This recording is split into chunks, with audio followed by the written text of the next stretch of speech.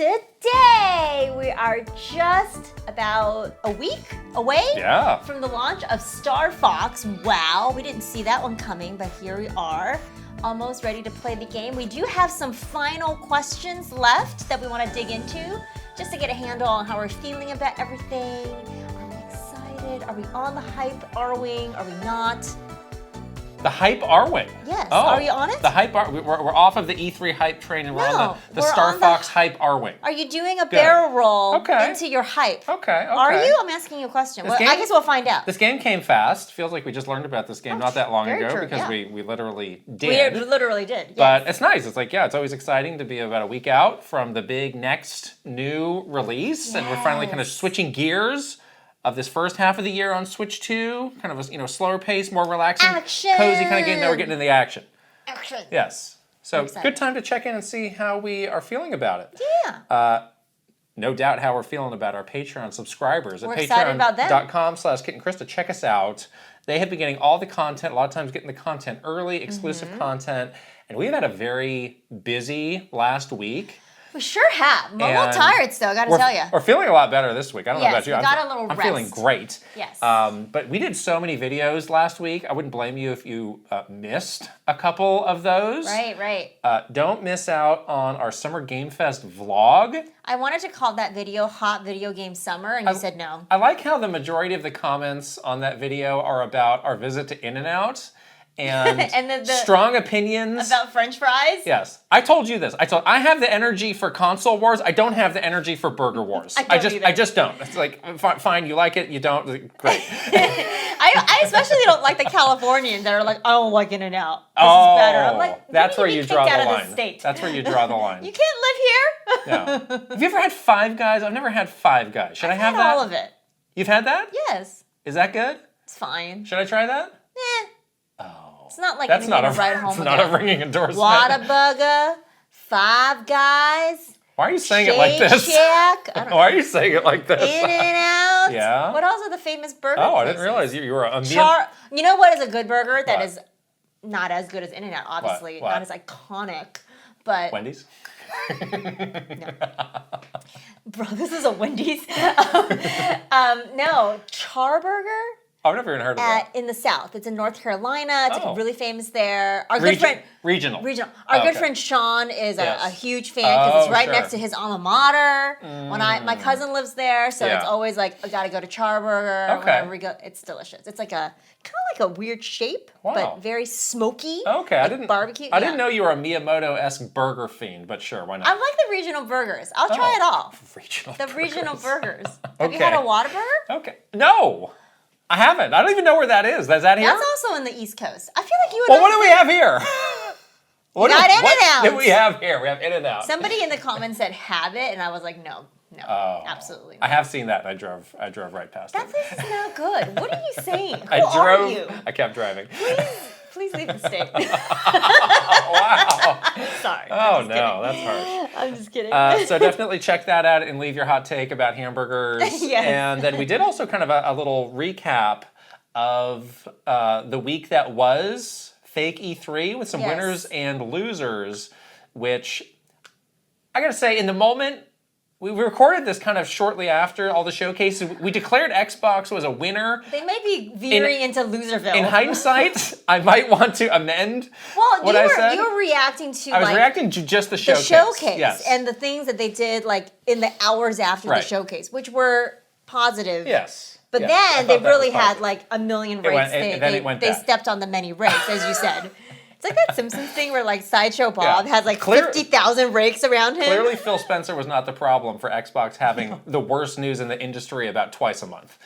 And it's always the same thing where like they get a little bit of goodwill. Yeah. Like it's like, oh, it's happening. We're coming back. Yay. And everybody always roots for them too. You like us included. We're like, yes, we want figuring it out. We want the industry to be like include everybody and be strong all around. No, we're not playing favorites. And then it's like, go Xbox, like tentatively. And then of course they have like the biggest gaffe. You're like, come on, guys. We were talking about that Satya Nadella interview that just happened where he's like, YouTube makes more money off of Xbox than Microsoft. I was like, can you just imagine him dropping this in some like end of year one-on-one to a teary-eyed Phil Spencer. Oh no. Just like, and it's like, now you can be gone. Get out of my sight. I know. This is where he's like, yeah, I'm out, man. That is a sick Or burn. either you're out, I'm out, or you're out. Yeah. All this is to say, this episode, we actually don't have a news segment. I don't want to talk about that junk. I don't want to talk about it. Just like the Legos? Yeah, that's on the list now. Movies, Xbox? Legos, and Xbox. We gotta talk about Xbox. It's a gaming podcast. No, we just did. We just talked about it. So we have so many games that we played at Summer Game Fest that we could not talk about last week because we were doing the Nintendo Direct. And they had embargoes. And we're embargoes. So we're gonna have a mega games we've been playing with our impressions of all the. We've got like 12 games that we're gonna get through. So after all the Star Fox stuff, we're gonna get to that. Speaking of Star Fox. Next week is Star Fox Week. Get in that hype, Arwing! So do not miss that. We're going to do a full week. Really excited. Hopefully you know about our themed weeks. We're doing a full week of Star Fox videos every day, a new Star Fox video, starting with, on Monday. Please look forward to it. Oh boy. We are reacting to the classic VHS tape promoting the launch of Star Fox 64 from Nintendo Power. That's right. Get excited. We did this before for Donkey Kong. Yes. And you actually have a physical... Guess what? I had both of these tapes, yes. VHS tape. Yes. So we're going to react to that. That's going to be fun. Some faces in the crowd of youngins, now old ones. Oh my gosh. I actually don't remember this one as well as the Donkey Kong one. Really? So I was like, I don't exactly remember. You watch like the first like 20 seconds and I was like, stop. I just got the video ready and I was like, all right, we got to stop. I actually don't remember what this was. We already saw some young faces it'll be some great 90s. Of people that are really old now. It'll be some great 90s vibes. They've aged. You've aged terribly. Yes. Since the Star Fox 64 promotional video. So that's going to continue through the end of the week when the game is out, and we'll have a lot of, actually have something to talk about in terms of the game, of having played the full thing. Exactly. So it'll be a lot of fun. I'm so excited. The last I haven't one of done these, a theme week for a while. Literally a year. Donkey Kong. I guess just under a year, because that came out in July. It was for Bonanza. We can't do these too often. They're very hard to do, actually. They're kind of hard to pull off. For me as the editor, same. We're getting ahead of it. I know, we're trying. We're getting ahead. We're trying our best to be prepared. No, I was over the weekend. I was getting ready, and I was collecting all of my Star Fox things so that we can have a great new set next week. I know, I saw. And I could not find my copy of original Star Fox 64, the N64, and it's like, where is this? You're still looking. I definitely still have it. I haven't been able to look since, but that is on my mind way heavy. What if I no longer... No, you have. How could I not have... No, I definitely do. It's probably like one of your many closets. I definitely do. It's collectibles, collectibles. It's tucked away. There's already a pile of nice things I saw. I've got a good start. You got a good Star Fox collection. Yes. Yeah. And you're making something in your cool new 3D printer. Yeah, I printed. We got some new tchotchkes here. Yeah, I printed these two things for Pokemon. And then you can't see off camera. I did print a pink Yoshi. Yes, we showed that in our Patreon behind the scenes. Yeah, it's very cool. But I'm making a Arwing right now, which is really fun for the set. Yeah. And it actually prints on a stand, so the thing is like kind of flying. Yeah. And how big is this? The wing came out and it was like this big. So I'm imagining it to be... Oh, that's going to be pretty big because you still have to add the body. It's going to be like twice as big. Yeah, I needed to get different color gray plastic for the body. How many colors is an Arwing? 3? Red. Blue, gray, red. Gray. Black, maybe? Some black? There's a little black. And then the cockpit is actually clear. And I have clear plastic that I got to make a clear Is there a tiny Fox McCloud inside? I don't think... Maybe I can print a little Fox figurine and put them in. That'd be cute. You need to embed an amiibo chip into the bottom of this. Is what you need to do. And then Nintendo will sue the pants No, off they won't. Don't do it, Nintendo. I'm not going to sell it. You have a custom amiibo. I'm going to keep it here. It's pretty cool. The Arwing, the wing printed out this morning, and I was looking at it. It is so sharp. So dangerous. It's like, I was like, boop, boop, boop. You're going to impale yourself on an Arwing. Don't hurt yourself. It's a very pointy, like, Arwing's kind of pointy. Yes, it is. It's very pointy. Yes, it is. Yeah. They didn't have a lot of polygons when they were making That's this what I'm saying. But it looks cool. Yeah. Like, it does just look cool. Yeah. Anyhow, wow, I'm excited for that. I'm excited that I'm finally figuring out my 3D printer so I can print I think we can get a lot out of this 3D printer now. Yeah. Who has a request? I have literally never used a 3D printer in my entire life. I don't know how they work, but you just come to every day. You come in the door with some new little cool thing. I was like, well, that's neat. I show you my progress photos, and it's like unhinged looking, like Yoshi without a nose. I don't know how this has happened. This is like magic. Yoshi's eyeball. You're like, what is happening? This is literally just magic the to egg. me. You can just make something out of nothing. The 3D printer also has a time lapse camera that films everything. What? So maybe when the Arwing in the 3D printer? Yeah. Wow. So when the Arwing finishes, I'll share the video of it doing its thing. Wow. I know, the modern technology is neat. great, isn't it? That is really neat. That's a Christmas present that I gave to myself, and I love it. I'm excited. Okay. Treat yourself to a 3D printer. All right, so Star Fox Week. Please look forward to that. And we've got a whole lot more Star Fox coming. But first, of course, we've got to shout out our sponsor. We have a new sponsor this week. This episode is sponsored by Proton VPN. You ever notice how the second you Google something, suddenly every ad you see is about that? Or you try and watch something while you're traveling and it's just blocked? The internet is not as open as we think, and that's why we started using Proton VPN. We were traveling a couple weeks ago. We were in Toronto. Abroad. Yes. International trip. Not quite overseas, but over a lake. Over a lake. A very big lake. A body of water, yes. But I was trying to watch HBO, and guess what? Nope. Blocked. Couldn't do it. Also, I was on very sus hotel Wi-Fi, and I didn't trust that for a second, especially because we're like doing all of our stuff too. So yeah, if you want to keep your stuff secure and be able to like get access to all the stuff that you get access to normally when you're not traveling, you gotta use a VPN. It does seem like a really essential tool these days for like a myriad of reasons. It's like, yes, there's like the security part of it, which is so important, but then also like just like I don't like these shenanigans that these streaming oh, you want this? Well, that's only available in this country. Like you experience. It's like, no, if I'm paying for this, I should just get it all. Yeah. So we're just cutting that out. It's weird. So thank you, Proton VPN. Yes. Something I'm excited about with them is they are using the strict European privacy laws. Oh, those Europeans don't mess around. They don't. got like, the cookies. If you pay attention to the news, it's like, oh, no, like Europe is like got this stuff locked down. The cookies. So they're bringing that over to here to us in America, and I appreciate it. Yeah, Americans are so lax. We don't care about our stuff at all, but you should care. It's really important. Thank you, Europe. That stuff is wonderful. So, it's easy to get started right now. Proton VPN is offering our listeners 70% off a 2-year plan when you go to protonvpn.com/KitandKrysta. That's PROTONVPN.com/KitandKrysta for 70% off your 2-year plan. That's protonvpn.com/KitandKrysta. We'll put the link right over here with a QR code for you to scan and also in the description below. Yes. All right, Star Fox. All right, Star Fox. So since we last were here, the demo has come out. We both played it. And we played that, which is great. And like I said, it's been a really quick turn from this game getting announced to where we are now. So maybe we can just start by like checking in on just like our feelings. Yeah. Having a check-in on our feelings of when this first was revealed. Remember, like there was a lot of like yes, but of yes, it's the Star Fox game, but it's a remake of Star Fox. It's like how are we feeling now, a week out? So I think you and I started out feeling different because I didn't own a Nintendo 64. So I didn't have like too much time in my childhood where it wasn't like I played Star Fox 64 like over and over and over again and knew every nook and cranny and whatever. So for me, the news of it being a more like straightforward remake wasn't as like a blow.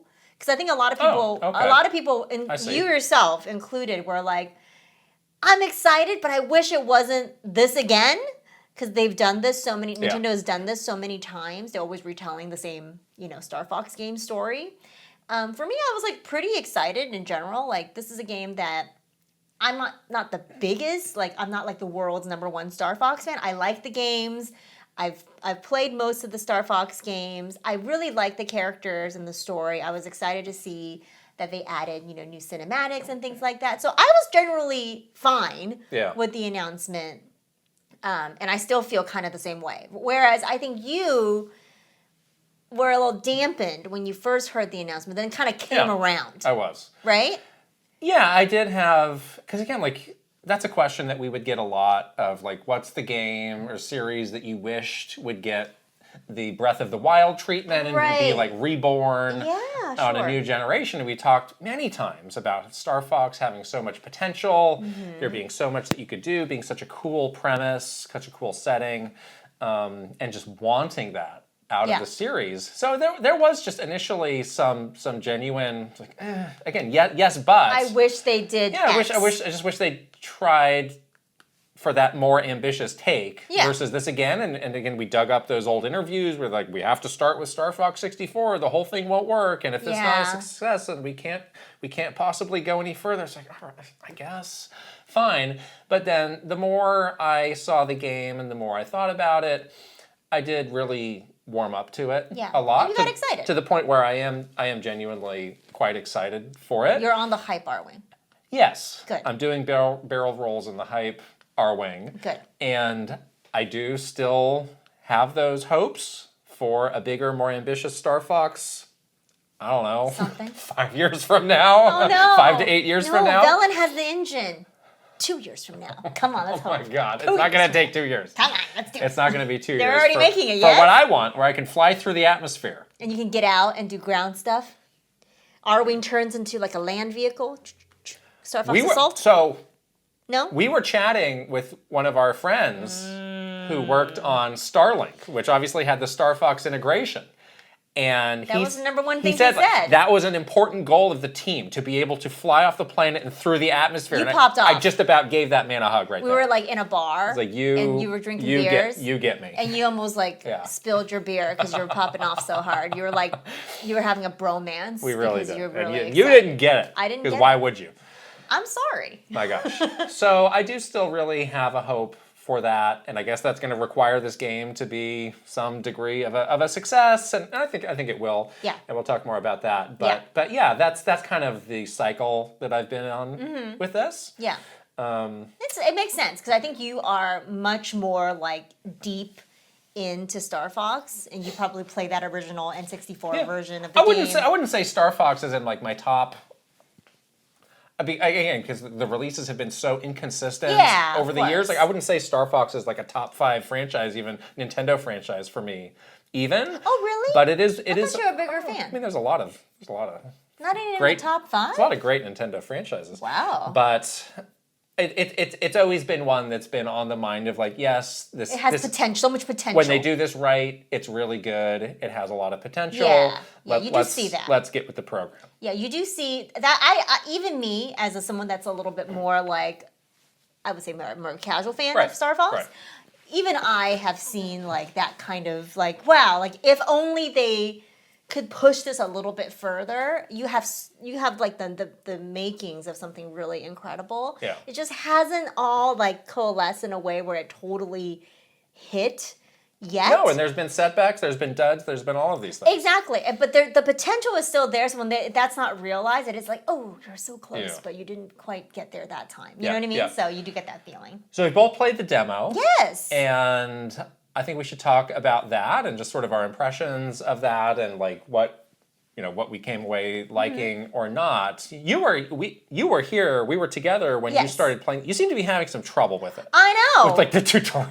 I was having a really hard time with literally just the part where it was like the tutorial. What part of that? Before you even like get into a mission. Before so there's a quite long tutorial. Yeah, it's like when you're like in the VR, like it's like a simulate. It's like a mock simulation. Right. And then there's one stage, and then there's like a cinematic that you can watch. That's kind of the contents of the demo. But what if the tutorial was causing all trouble? of it? I think I was very confused by the. How? Like for some reason, when it asked me about the inversion of the controls, I was like, wait, yes or no? Because it starts It was confusing whether the default is inverted or not. That was the first part. And then it was like, change the controls. And I told you, if this is not inverted by default, I'm deleting this game and I'm going on a rampage. You're going to go, yes, you were very upset. But it was inverted by default, right? Yeah. Okay, so that was my first problem because I wasn't sure what was happening. So I had to like uninvert it because I don't like the inversion. Okay, that's a quick trip to the options. Welcome to my life. Every single game, invert. And then this threw you into some spiral of. There's something weird going on with it when I was playing it here. It was like right before we were recording. I wanted to play a little bit before we. Maybe you were exhausted from a long day. I was a little tired. I I do.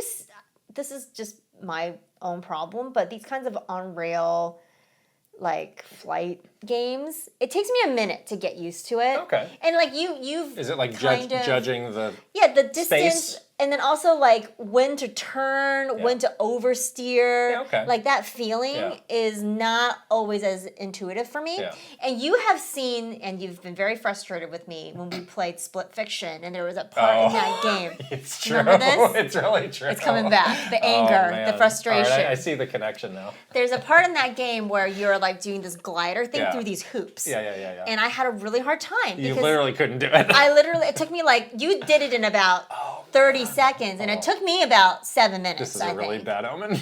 So it just takes me a little longer to get used to it. But then then that happened, right? That was like my first 10 minutes of like, wait, how do I turn? How do I steer? What's going on? Why am I oversteering? Why am I overshooting it? Like don't seem to be moving fast or slow enough, whatever. But then when I went home to play it on my own, I was like completely fine because I had figured it out. All right. And then when I went into that first little mission, I didn't die. I was totally fine. I beat the boss. I was able to do all the things. Good. Yeah, so it just took me a little bit to get used to it. All right. And I also tried the mouse controls, which were interesting. I'm putting the mouse controls as the one thing I did not like at all. Because I didn't like it when I tried it first, and I tried it again. I had a misunderstanding about how the mouse controls would work. Because aim with one hand. And I had to go back to the direct to, I was like, wait, isn't this what they showed? So no. So when you go into mouse mode, you go into first person. Yes. And your movement is you're aiming, but also you're flying the Arwing with that as well. Yeah. Which I don't like. What I wanted it to be like is what they showed for the co-op play, where you're flying and aiming independently. Yes. And I scoured the options. I asked people. I don't think you can do that. At least in the demo. I'm still holding out hope that maybe there's some option in the actual game to do that. Because you wanted to control the Arwing with one hand. Because I thought, you know what? Aim with the other. I thought, you know what? This could actually be a redemption moment for Star Fox Zero. That game was so much better in co-op. I think the issue with that was looking at two different screens all the time. I think if I could have it all on a single screen, I think my brain could figure that out a lot more than having to constantly go between. Yeah, that makes sense. So I was disappointed that that's not what it was. Yeah. And I really don't like it's not the aiming, it's the flying. Yeah. It's It's tough. very easy to oversteer. It reminds me of all of those Wii shooters like The Conduit and Red Steel, where it's like if you get stuck on the edge, you're just like it's very hard to get back. It's very easy to oversteer. You can lose control really fast. Even in the Treehouse Live, like I've seen clips of that going around. Like Dan Osen, the GOAT, he couldn't even do it. He was crashing left and right. He's like, well, I better get out of here. Dan! Yeah. Well, if Dan can't do it, then we certainly can't. No. So that's the one thing that really is like, this is not the way I thought this was going to work, and I don't actually like this. We want to try the co-op mode, And I also would have liked not strictly to be locked into the first person mode. I think the first person mode is cool. I like the cockpit view, but I think for actually playing the game, I'd prefer to do it third person. Yeah. I would like to have the option. But you need to judge like the wings and all of that. There's like meteors and stuff. You do need to judge that. Yeah. Like the environment is so important. Right, that's an important part of the game. Yeah. So this is a cope, but I really hope that those settings are in the actual game. Because that's a potentially really cool thing to add. And who knows? Maybe that breaks the game. I don't know, from a design perspective, maybe that totally breaks the game. I don't know. Why would that break the game? Maybe it makes it way too easy. Like, I don't know. Oh. Like this is not how we built Star Fox 64. Like you shouldn't actually be able to do that. Maybe that's the mentality. I don't know. Maybe there'll be an Ask the Developer with Mr. Velen himself. There's nobody there named Velen. Senor Velen. Is there a Mrs. Velen? Yeah. Yeah, she's a rabbit. It's Crystal. Yeah. Oh no, they've been summoned. So yeah, that's the one thing that stuck out to me as like I don't actually like this. For the most part, though, I really did like it. So beautiful, isn't it? It looks so pretty. It's great. Like this is, I know you don't like to play a lot of games on your TV, but I think this is one that might be worth it. I'll look at it for a second. Oh man! Like no, like 5 minutes. The presentation is just so good. But the presentation is beautiful. The visuals are great.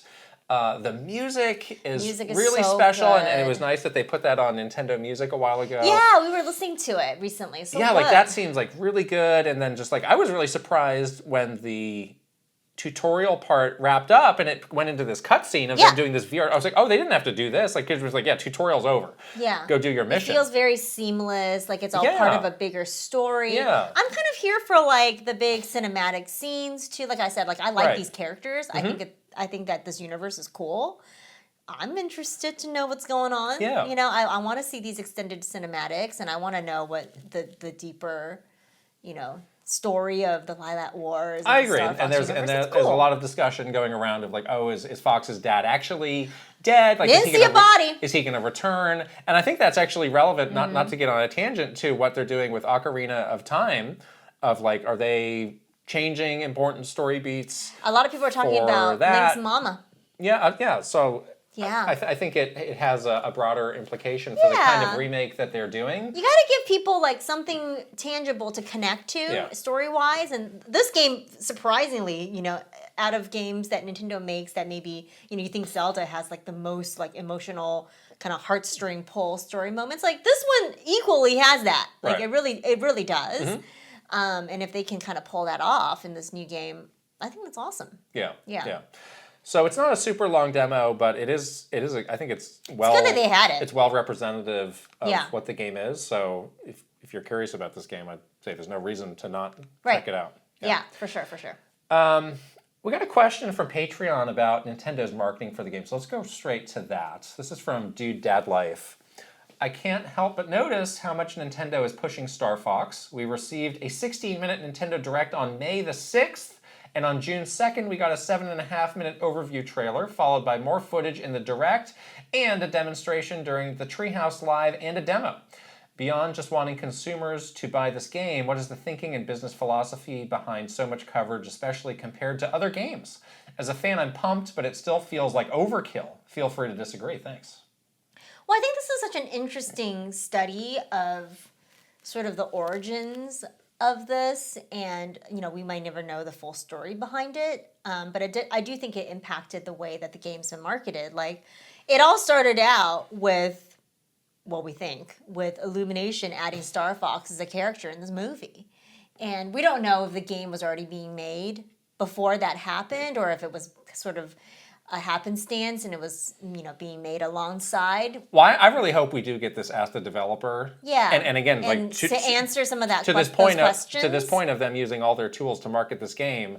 If they're truly true to that, then we probably will, which will be really interesting. I would love to hear about the timeline. Yeah, we can fill that all in more. Because that's a very different approach for a Nintendo game and how it's marketed traditionally, where something else that's a broader pop culture thing really influenced like how this is being received, right? So because of that wrinkle of it being in the Mario Galaxy movie, you know, Fox McCloud as one of the major characters in this movie, kind of broadening the awareness of that character and getting people excited to learn more about Fox McCloud. I think that's why Nintendo was like all in on this marketing. It's like, if this is our shot, if we don't take it now, like there's not going to be a shot like this ever again for this game, for this series. Well, I mean, I think this is what you should do for a big game, and this is why we've been critical of what they did with Ocarina of Time and other games. It's like it feels like they like to turn up the degree of difficulty for themselves for no particular reason, and I think this is a good test point of like, yes, they can actually do this right when they want to. It's also a good reminder of like, okay, what was the date that May 6th was when the Direct was. That was like a surprise Direct from This is Miyamoto. That was like a little over a month and a half. But this is a good reminder. Like, you can do a lot in a really compact amount of time. Yeah. And I think it's very aligned to the way that people consume information now, which just goes so fast. And, you know, we'd be like, oh yeah, you can do a marketing cycle in a year. It's like a year is a really long time now. And they just pulled off a really successful campaign in a month and a half. Well, they had a lot of things that were working in their favor, like a movie that basically did all the awareness work for you. Like if you're marketing an unknown game in a month, that might be pretty hard. but you are marketing you're marketing a character that was in $1 billion movie, $1 billion, the movie did some work. Nate the Hate did some work, as he always does. There was anticipation, but it just shows like, no, you can do a lot. And it didn't feel like it was a rushed campaign either. Like there were things happening. And again, I think that speaks to like how our brains have now been conditioned to just deal with more information coming faster and then dump it and just wait for the next thing. Yeah. It's like, no, Everyone moves on I don't need a faster. month to reflect on this thing because I'm bombarded by 100 other things every single moment. Right. It is hard to keep people's attention. So if you have these bursts, right, like this super where you're able to like capture them for just a moment and then let them go and then capture them again for just a moment, all within the span of when you were leading up to your game's release, it works really well. But again, they're starting from such a like unprecedented place. Like not every game, character, whatever, even Nintendo games have the benefit of how this game, the timing of it all worked out. Could have been 3D Mario. Could have been not to reopen that one. Mario the movie, Mario the Titans. Game. Mario Titans, the movie, the game. Mario Titans. It's going to be the third movie and the next game. Could have been riding on that elephant. Look at that. Yeah. So you're pretty like slam dunk. Yes, this all worked.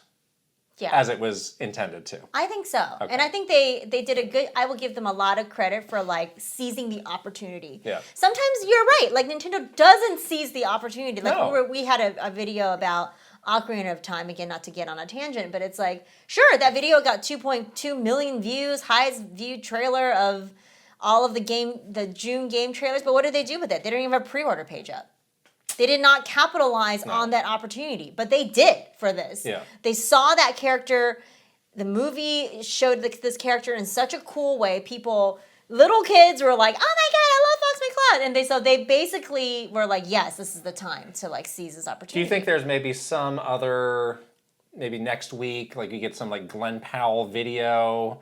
Like doing the voice and the jacket, one more little movie thing to really like go full circle. Really on like this. Marry the two together. Yeah, hey, remember this? Now we got this. Buy it. Or Glenn Powell's like playing the game or something like that, reacting to something. Glenn Powell reacts. Oh, that's cute. His new YouTube channel, Glenn Powell reacts in the Fox McCloud voice. Glenn Powell would have been on Nintendo Minute next week if this thing still existed. Oh, Glenn Powell should do the little VTuber faces as Fox. Right, or you could do like a face reveal where it's like, oh, who's that? Oh, that guy sounds like Glenn Powell. And then it is Glenn Powell. And then bam, it is. See, look at these marketing strategies. Or a commercial? He's giving away for free. Why did they do this commercial with Glenn Powell? Giving away these $1 million ideas. They can't afford Glenn Powell. I think Glenn Powell can be afforded. On the discussion of then and now, the art style was really divisive. Yeah, it really was. I actually don't know on a whole. It feels like that conversation has kind of slowed down. I don't know if everybody fully got on board with it, but it's not the main thing that you hear people talking about. But, but just yourself, how do you feel? Well, at first when I saw the characters, it was a weird thing. I was like, why does Fox's face look so squished? Because it's just more realistic, right? Not as cartoony. Right. But now I'm kind of used to it, I think. But people were kind of, I think, also getting used to it in the moment. When they first saw the reveal of what these characters look like, it was just like hyper realism. So it was really difficult to like wrap your head around it. But I think it's okay now. I think people seem to be okay now too. Yeah. And I'm okay now as well. So. Yeah. Again, speaks to how quickly your brain these things that seem like, oh my God, it's the end of the world. People hate these designs, and then like a month later, it's like, yeah, we've moved on. Like Chris Pratt's voice too with Mario. Right. Everyone just moves on eventually. Right, and that's where Nintendo, again, like compared to something like Xbox, that seems reactionary to every little thing that blows up on Twitter. They're like, anyways, we're gonna keep doing our thing.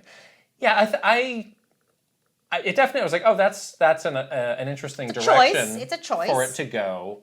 I wasn't super down on it. I think Falco is the only one where it's like, yeah, that's a pretty big departure. Yeah, Falco looks really different. What we've seen in the past, and even now, maybe that's when I'm like, I don't know if I love it. I'm fine with the others. I especially think Slippy looks so slimy and disgusting. He's very shiny. And Peppy, they both look really good. I like Peppy. I've always liked Peppy. Yeah. But I think that Peppy looks the most similar to the old design. Mm-hmm. And Pigma looks all gross. Oh, Pigma's really gross, especially in the demo when you see it for yourself. Yeah, it looks nasty. But it's very I've gross. always loved Slippy, so I'm glad he's a slimy little freak. I love Slippy. Yeah. He's so cute. Yeah, yeah. So what, again, going back to the Direct, there were so many new features, and we tried some of them in the demo. Is there anything else, or it's like, oh, I'm really excited for this? I went back, I was like, gosh, they really did spend a lot of time on the multiplayer. Do you think the multiplayer is going to stick? I really want to try the multiplayer. Because these days, I feel like it's going to be really fun. Every multiplayer game now is like, this has to become your entire life, and you're going to be playing this for 10 years. And Star Fox Friend Swap. Get ready to monetize the battle pass. Oh, no. And this is a throwback. I don't think that's what this is. No, I'm saying this is a throwback to, it's like, yeah, we have a single player game and there's this fun little multiplayer mode as well. Kind of like Donkey Kong Bonanza where there's that little multiplayer mode that we tried. What was that?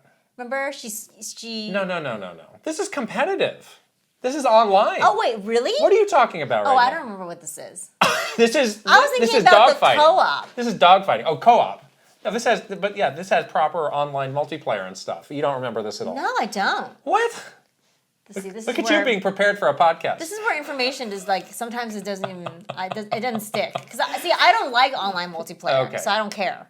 Well, the thing I don't like about online multiplayer is it gets way too hardcore, way too fast. And I'm wondering, like, is this maybe a game where it can be a little bit more casual? The problem with these kinds of games online is like it does just become like who's flying in a circle the fastest. Yeah, I'm not doing this because you're dogfighting. But they did have some other like a more objective based modes. No, that I'm curious to try it out, and I'm really curious to see if anybody sticks with it. I doubt it. Beyond the hardcore sickos for more than like a week or two. I doubt it. Boy, you're really down on this. You didn't even know this existed 10 seconds ago. Because it was stupid. What? Because it sounds dumb. We played and enjoyed the 3DS multiplayer a bit. Don't you remember that? You don't remember that either? No. Did you hit your head this morning? Did you fall down? No.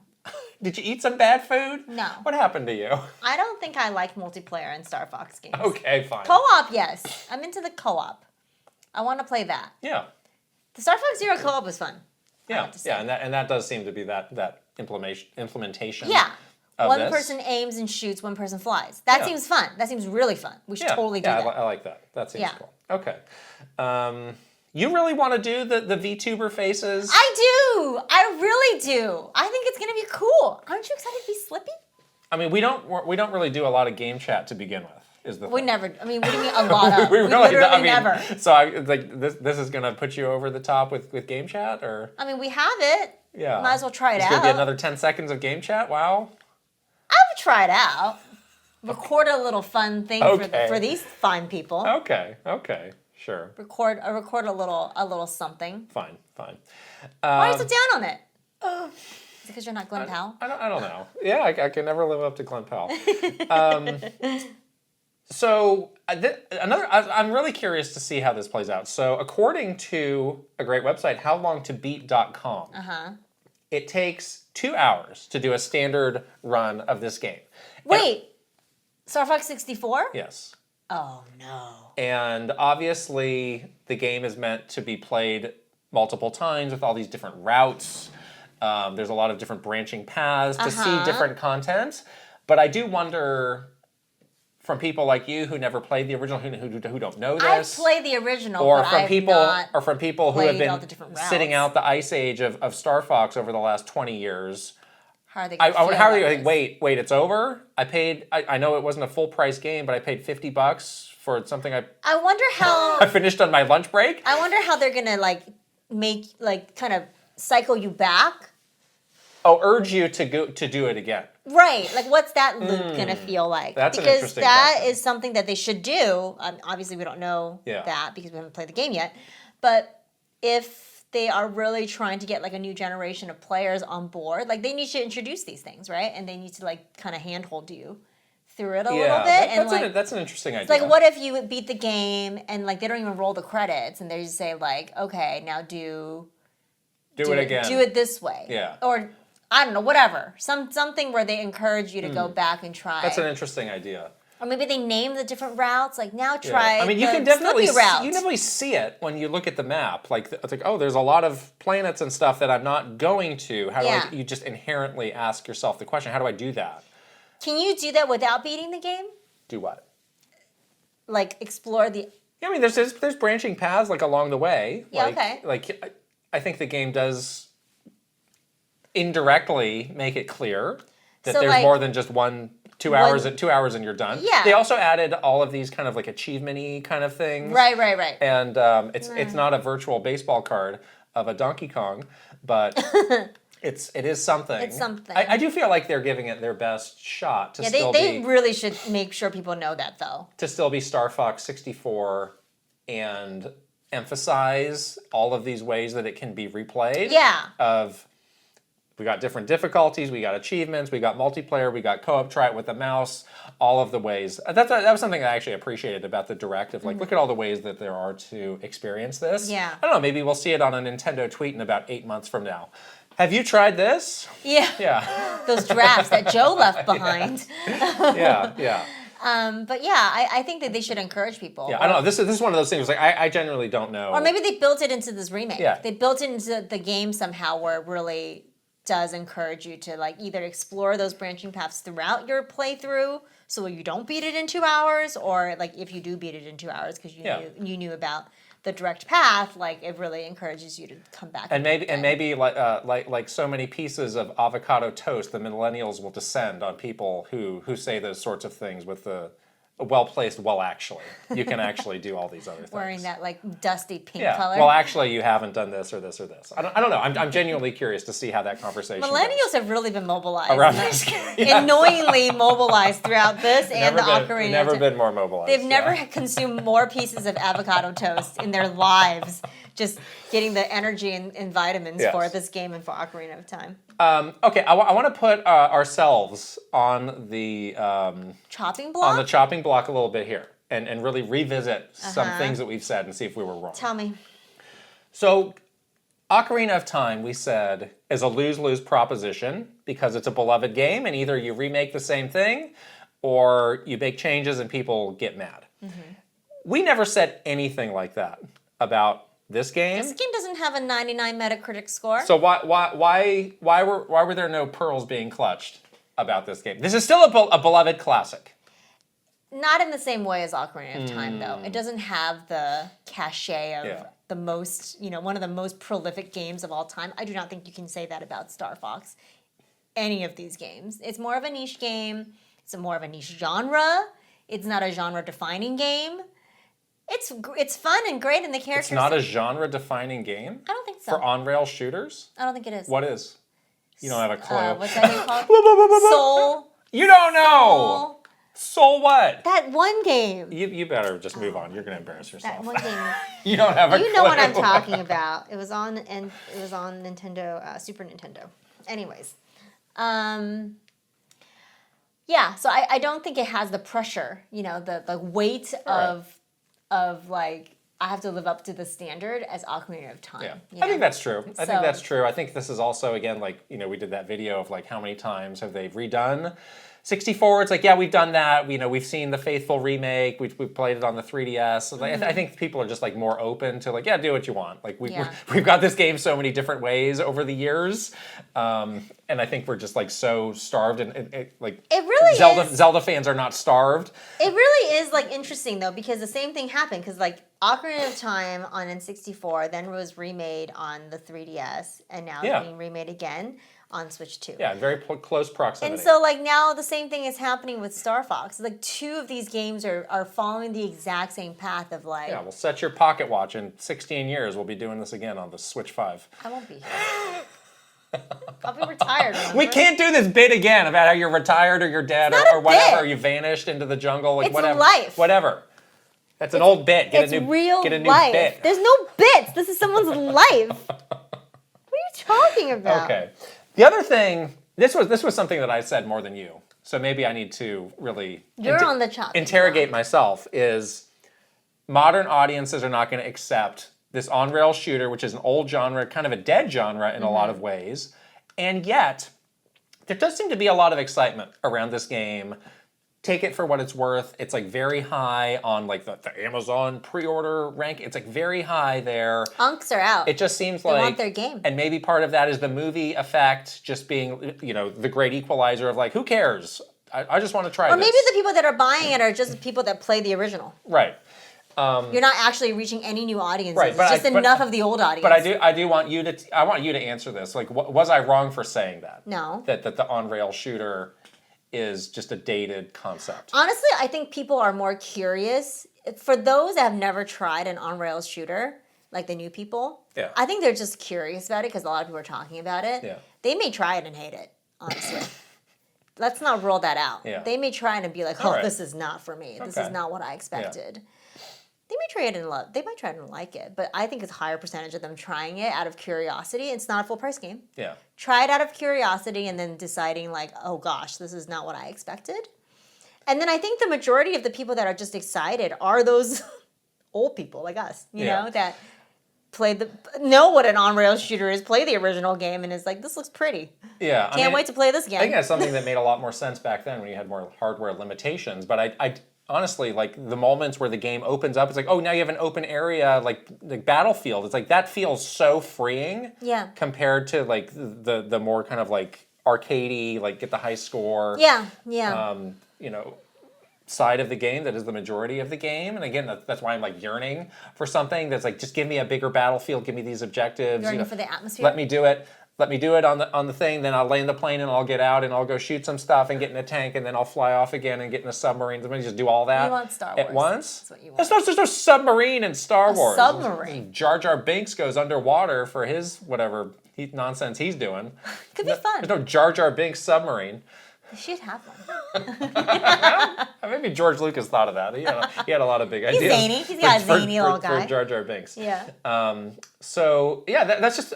Again, there's a lot of things about this game where I actually don't know what the reaction is going to be. I'm curious, honestly. I'm really curious. I'm genuinely curious. Again, this is a good roadmap for what might happen with Ocarina of Time. Well, because people just have these expectations, and those that were not there in the N64 days and play these original games, they do not know what those original games are. You could play like. it on NSO. Well, maybe they're not playing it on NSO. Maybe they're you playing need an expansion pass. I don't think that. I think it's morbid curiosity. It's like, I've never tried this. You can't really play those games on a Switch. You need the controller. You need the controller, yeah. It's kind of unplayable, yeah. You can't even buy. But what if, this is a worst case scenario for me, what if this game is so popular that Nintendo's like, on rails, that's what everybody wants. And then there's no more flying. The next Star Fox is just on rails. It's just the next, I'd be upset about that, actually. I don't think they would do that. Honestly. I'd be actually upset. I think they're like into the innovation. I mean, it's fine if that's like a small part of the next game, because it's like, oh, we're going back to our roots. Oh, just a little like hint. Yeah. It's kind of like in Bonanza where they had those cute little 2D sections, like a little challenge mode. Right. I'll throw it. They could do that here. No, because I would love a new 2D Donkey Kong game. Give it to me now. That's a different thing. Let's do So we now know Velan Studios is the developer of the game. They've been out and about talking about that for a while. What is your level of confidence in them to nail this project? Well, honestly, I think I said some disparaging things about Velan Studios. I don't know why. Because my last interaction with Velan Studios was around Mario Kart Home Circuit, which is a very different kind of experience. It's not really a game. Like, I get it. They made Knockout City. They did the things. They're from Vicarious. All good things. But the last thing that we got from them was Mario Home Circuit, which is not a traditional game. Right. So if the last thing you did that you cut your teeth on was a thing that was so outside of what a traditional game was, I would think you need a little stepping stone to get back into it. But it doesn't matter because we played the demo, we've seen the game looks great, full confidence in Velan Studios. I wish I knew a little bit more about how many of the old Vicarious Vision staff are still with Velan, and I know it's the leadership, but I mean kind of the more day-to-day the people that are making the thing. Because I do think they have the components of a really perfect Nintendo partner studio where their expertise is in execution. It's don't worry about it. You don't need to come up with the game design. It's you just we'll give that to you, and you just make it work. And they're technically. Does that make you feel bad? They're technically very sound. Obviously, they've been touting this engine, the Viper engine. They got a cool logo for that. I don't like snakes. That seems okay. But that seems to be like, yeah, this works. This is great. And this is great on a Switch too. I wonder if that feels bad though. It's like you don't have a good idea, but you can well, it's that or you go out of business. You can surely execute our idea. It's that or you get shut down by Asha Sharma. It's like you're the so take your pick. You're either the prolific like fashion designer, or you're the This is where you need to get over it and be glad that it's like, oh my gosh, this is like an incredible partnership for us here. Fine. Do they have any ideas at all? Will Nintendo listen I'm sure they do. Or Nintendo's like, no, you're not here. We're not here for your silly little ideas. You do a great job on this, and then... Maybe it was their idea to do the face thing. Because they do a lot of AR stuff. Yeah, I wouldn't. So maybe Nintendo accepted that idea. I wouldn't be shocked about that. So maybe that is working out really well for them, you know? Yeah, and I mean that's kind of like what they were doing before. Like they were doing a lot of different ports, and like the ports that they did were really well done. There were some times where they were doing like original games. Clearly, technically, like you said, very sound. Right. And have the expertise. Clearly, have the resources to make an engine. Yeah. Can you follow directions? Yes. You could learn a thing or two from them. I can do it. I want to be the ideas person. I'm not. I'm not here to do your grunt work. We got Miss Creativity over here. Wow. Okay. What's your big idea? I'm Mrs. Velvet. I don't know. Mrs. Velvet to you. Mrs. Viper. Mrs. Viper. You could marry a snake. That's what I'm saying. Like to me, that's like an insult. I'll be like, oh, how dare you? I'm not your grunt person. I'm not gonna just sit here and execute your idea. What an insult. But I think for them it works. Yeah. And again, like I think it's too early to know for sure, but I think this point of them having this engine that now has proof that runs great. Look at them, technically runs at 60 frames per second. It's so detailed. I mean, the proof is in the pudding because you play the demo and it's beautiful. I mean, again, it's like if you want to buddy up to Nintendo and get like just a lot of like great projects in the future, it's like it seems like they're well positioned. If you found out, here's an if. If you found out that Velen is also making Ocarina of Time, would you be mad? Well, I think that more likely than not, it is being made by an external studio. Well, I'm asking specifically if it was Velen. I'm getting there, okay. and that Get fact there faster. That fact doesn't make me feel great because again, this is per Metacritic the greatest game ever made, and it's just part of me feels like Nintendo this is your in-house baby. Nintendo should carry on that legacy, but I don't think they have the bandwidth to do that. In addition to the next big proper 3D Zelda that Aonuma and Fujibayashi are working on, it's just going to be an even bigger task than what they did before. So I do think it's going to be, and again, like Grezzo did the other ones, the other remakes, and they've done great work. I don't necessarily think it's them. But like, what if it was them and they're like, we have this engine, so we're just gonna churn these out, churn these N64 remakes out, no problem. Well, I can give you a more detailed answer after I played the full game and see it in its totality. But from what I've seen, it's like. Wouldn't be too mad, right? Okay. You would have confidence that they can do it, that it's going to look pretty and it's going to run well, right? Generally. Well, again, it's like, what is the scope of that game? Is that still the original scope? Let's just say that they're following literally the same formula. Yeah, sure. Why not? And then it's like, why not? Velen is just doing all the N64. If I had heard that before they did this Star Fox game, I would probably raise an eyebrow of like, are you sure about that? What if they basically become like the studio for all of these N64 remakes? So you get Star Fox 64. It doesn't have to be 64. Ocarina Stop snapping in my 64. face. Stop it. Mario 64. Oh, no. What would you do to that? How would you feel about Velen Studios making Mario 64? Your beloved, your precious I don't know if I'd feel Mario great about that. 64. I don't know if I'd feel great about that. Why is that? Because I don't want that same art. I don't want super. We've seen creepy, realistic Mario before. He's all like gross. We've seen it. I don't want that. Yeah. Okay. I don't want that. Interesting how the mind works when it comes Mario to 64 requires a higher degree of feel in the controls. What is that supposed to mean for Velen? So what did you do in Zelda? You hammer the button, you go yeah. That's what you do. You're feeling some stuff. In the controls. What is the fine touch of the controls of Ocarina of Time? It's like, oh my gosh, I have to do this. Beetle. The precise platforming. No. Oh, okay. No, there's not. You don't think and then you're just crashing into the walls in this game. So. Well, I figured it out. I don't know. All right. We got on a tangent there. So we've said, and Nintendo said in the past, this if we want to do more with Star Fox, this is the one that has to be successful. Yeah. What would they define as a success? That's the worst question to always get. How do you define success? It's like, how about shut up? Oh God. How about I define shut up on you, on your face? I think they would define success by, like, if this can hit, you know, the sales numbers they're looking for. Over 1 milli. Well, it's definitely going to be over 1 milli. Metroid Prime 4 didn't hit over 1 milli. This is definitely going to be more than that. Well, that's depressing for Metroid Prime 4, a game that took 7 years to make. Yeah. Anyways. At least, you know, some level of sales confidence, right? Maybe it can, I mean, I don't know what their sales targets are, obviously. Like, it's hard to say because we don't know. Yeah. We don't know.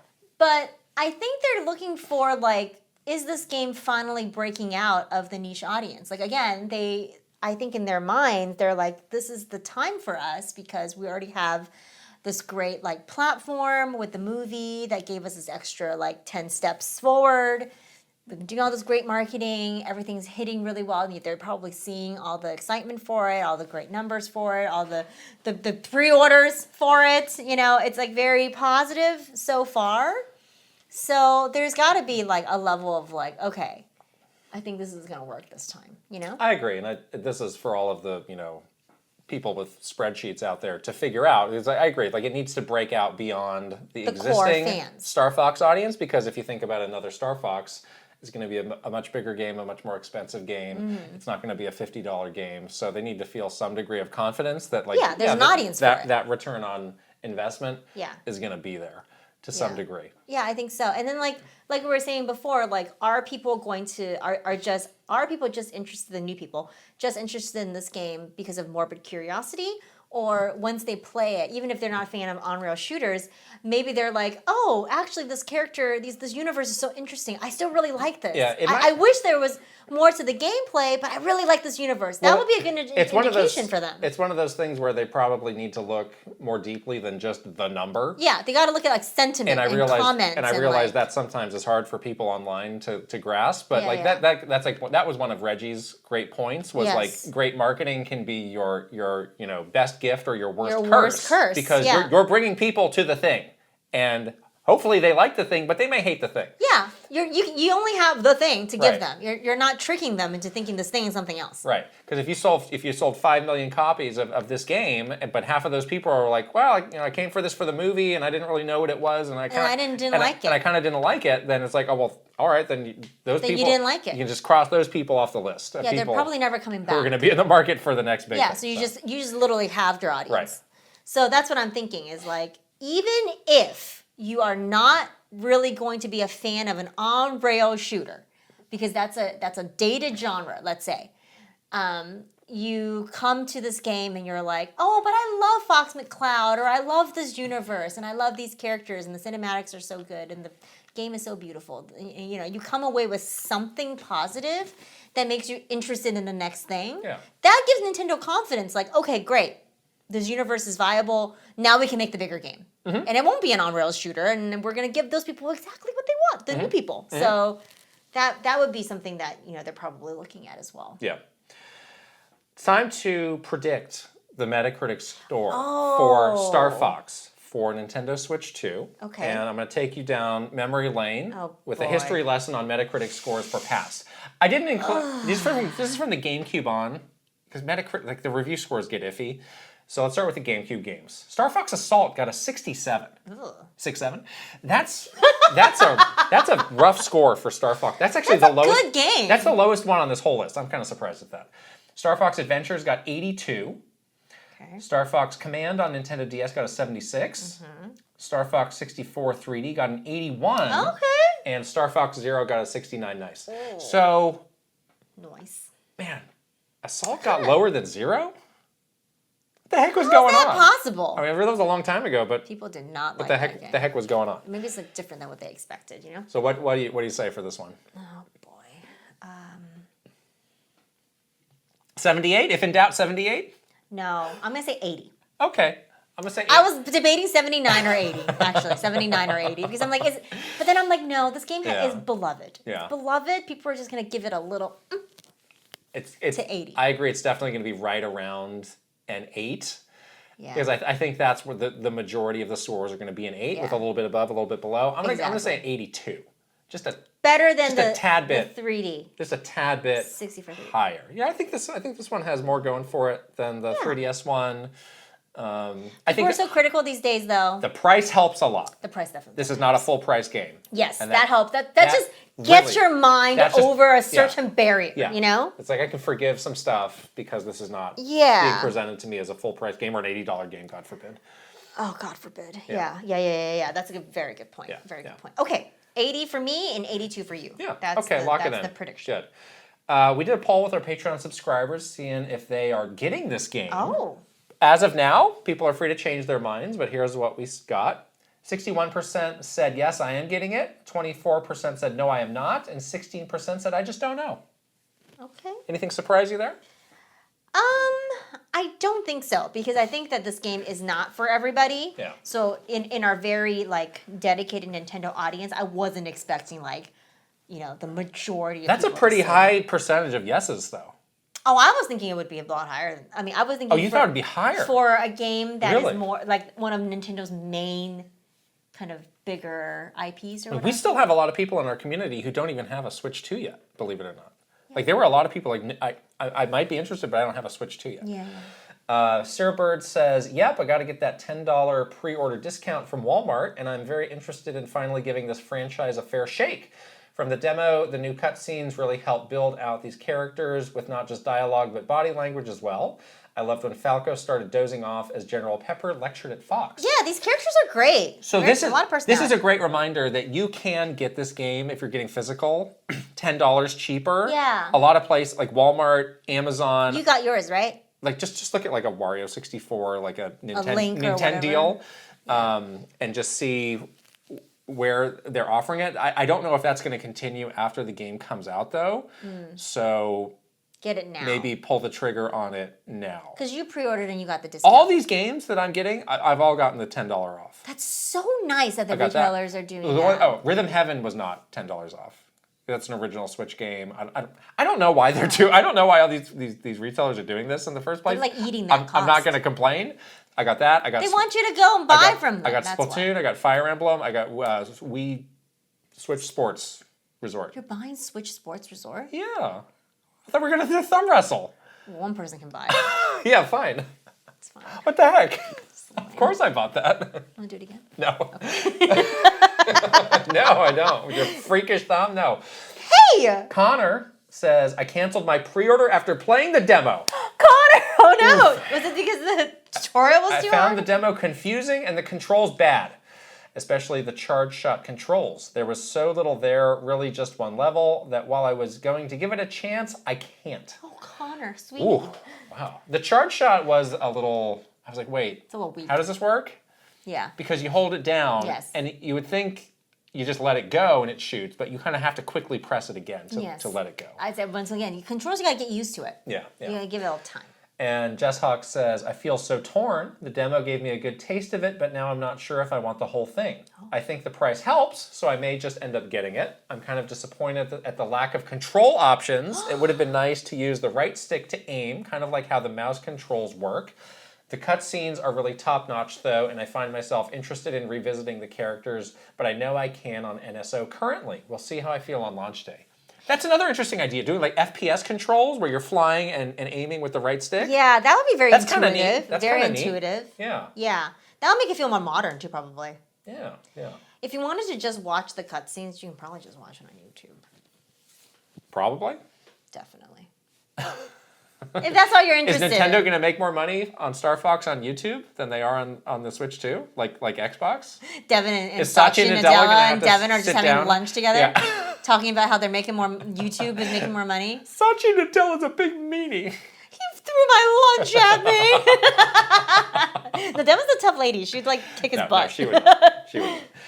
Wow, this is a great warm-up for Star Fox Week. So hope to come back next week for all of that. We have a whole bunch of games that we played at Summer Game Fest and some other games that we've just been playing outside of Summer Game Fest that we're going to talk about in just a moment. First, we have our second sponsor to shout out. This episode is sponsored by Cash App. And something that is so great about Cash App and so unique about them is they have these like selection of specific discounts that you can just get. And it's like, wow, that's really great to have something that's like, yeah, I'm personalizing it, but it's actually something that I use and I like and I'm gonna get value out of. It's also great because it's not like you need to go out of your way to get these discounts. They're typically things that you already spend money on. Right. So like coffee, groceries, Yeah.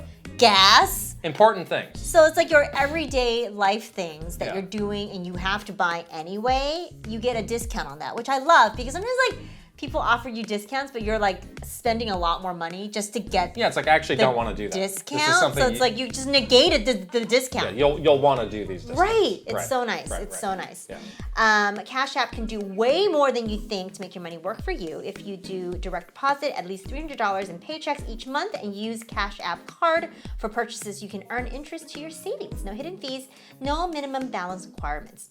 Also, you can hit your savings goals even faster by turning on roundups on your Cash App card. With roundups, every purchase you make using the card is rounded up to the nearest dollar, and that spare change is automatically put in your savings.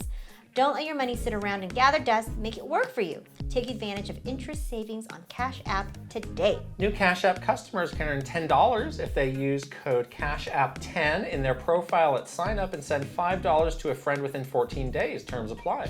Cash App is a financial services platform, not a bank. Banking services provided by Cash App's bank partners, prepaid debit cards issued by Sutton Bank, member FDIC, Cash App Visa Debit Flex cards issued by Sutton Bank, member FDIC, and the Bancorp Bank NA pursuant to a license from Visa USA Inc.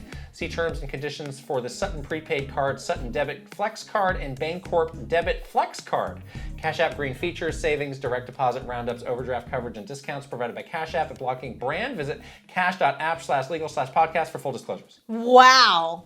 You did great. We'll put the link here if you want to read it as fast as Kit did with a QR code for you to scan. How exciting. Okay. One more Patreon question before we get to this list of games. Let's. This is from Shoemaker. I'm wondering if you have any insight into how games are shown during a Nintendo Direct. Some games get their own voiceovers, some get the Nintendo Direct voiceover, some get none. And of course, which games get dedicated trailers versus being banished to the sizzle reel zone? Oh. Do some companies pay to be included in a Direct or to have a more significant presence? Thanks.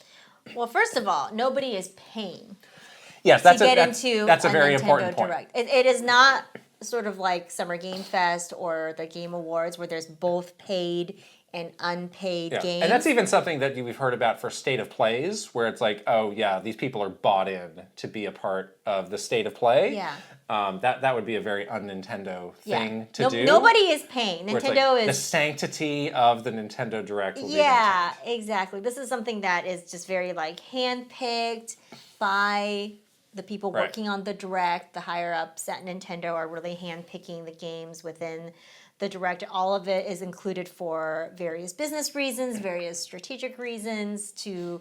You know, we always, when we do like our Direct predictions, for example, we always talk about like, what is the overall goal for this particular Nintendo Direct? They do this too when they're picking games. They have an overall goal, and at the very base level, the things that are included in a Direct needs to ladder up to that overall goal. And the ones that meet the goal, you know, better, is given more time, is given more importance. And also there's a lot of like, for, you know, third party or partner stuff, like there's other like little you scratch my back, I scratch yours kind of implications. Is like, okay, we're gonna include Kingdom Hearts, you know, in this Direct. You gave us the exclusive for the Kingdom Hearts 4 trailer, but somewhere down the line, Square Enix can call in that favor. You know what I mean? Like there's kind of like stuff like that. Yeah, a lot of it is it's just with, like you were saying, within the constraint of the goal of the Direct. It's like, let's get all the key people in a room and we're going to talk about what our options are and what makes sense in each of the settings. I think for the most part they do a good job. The sizzle reel always is one where it's like, oh, that probably deserved. There's sometimes a lot. Sometimes, like, there's sometimes I ran really out of cool. time. There's really cool stuff in the sizzle reel. Ran out of time. So I was like, oh, maybe I don't know about that. Yeah. I remember a lot of like awkward meetings where, and I should say, third party's in a much better place now. where they would get overruled, where we have this game, we think this is a priority for us, we want it, and they wouldn't have like some crazy request. It was like, no, we just want to put it in something where it can get some visibility. They get and they would get and it would get really uncomfortable when like somebody from the treehouse would be like, that has no place, that can't be here, Direct, and it'd be like, well, who are you to say? You're here to represent the first party side of things. You don't have a leg to stand on to tell me no. Yeah, it's very awkward. And it's like, oh, well, who can actually make that decision? A decision? Yeah, someone needs to step in. And a lot of times it just gets elevated, and it's like, then it's Doug, then it's whoever. Who's gonna have the cojones to make a call on this or settle this? Then it's like issue. VP versus VP, duking it out for that 2-minute trailer spot in a direct or something. Yes. It's like, oh no, we have all these commitments to the third parties. Like being in this direct means it's like a linchpin to all these other things. Yeah. And then the first party side is fighting the good fight. Like, oh no, we have to show this feature. Like that's gonna take the 2 minutes. It's like the whole thing. Yeah, but I actually think that whole deal is in a much better now they don't have any first party place of balance now. Sorry. Yeah.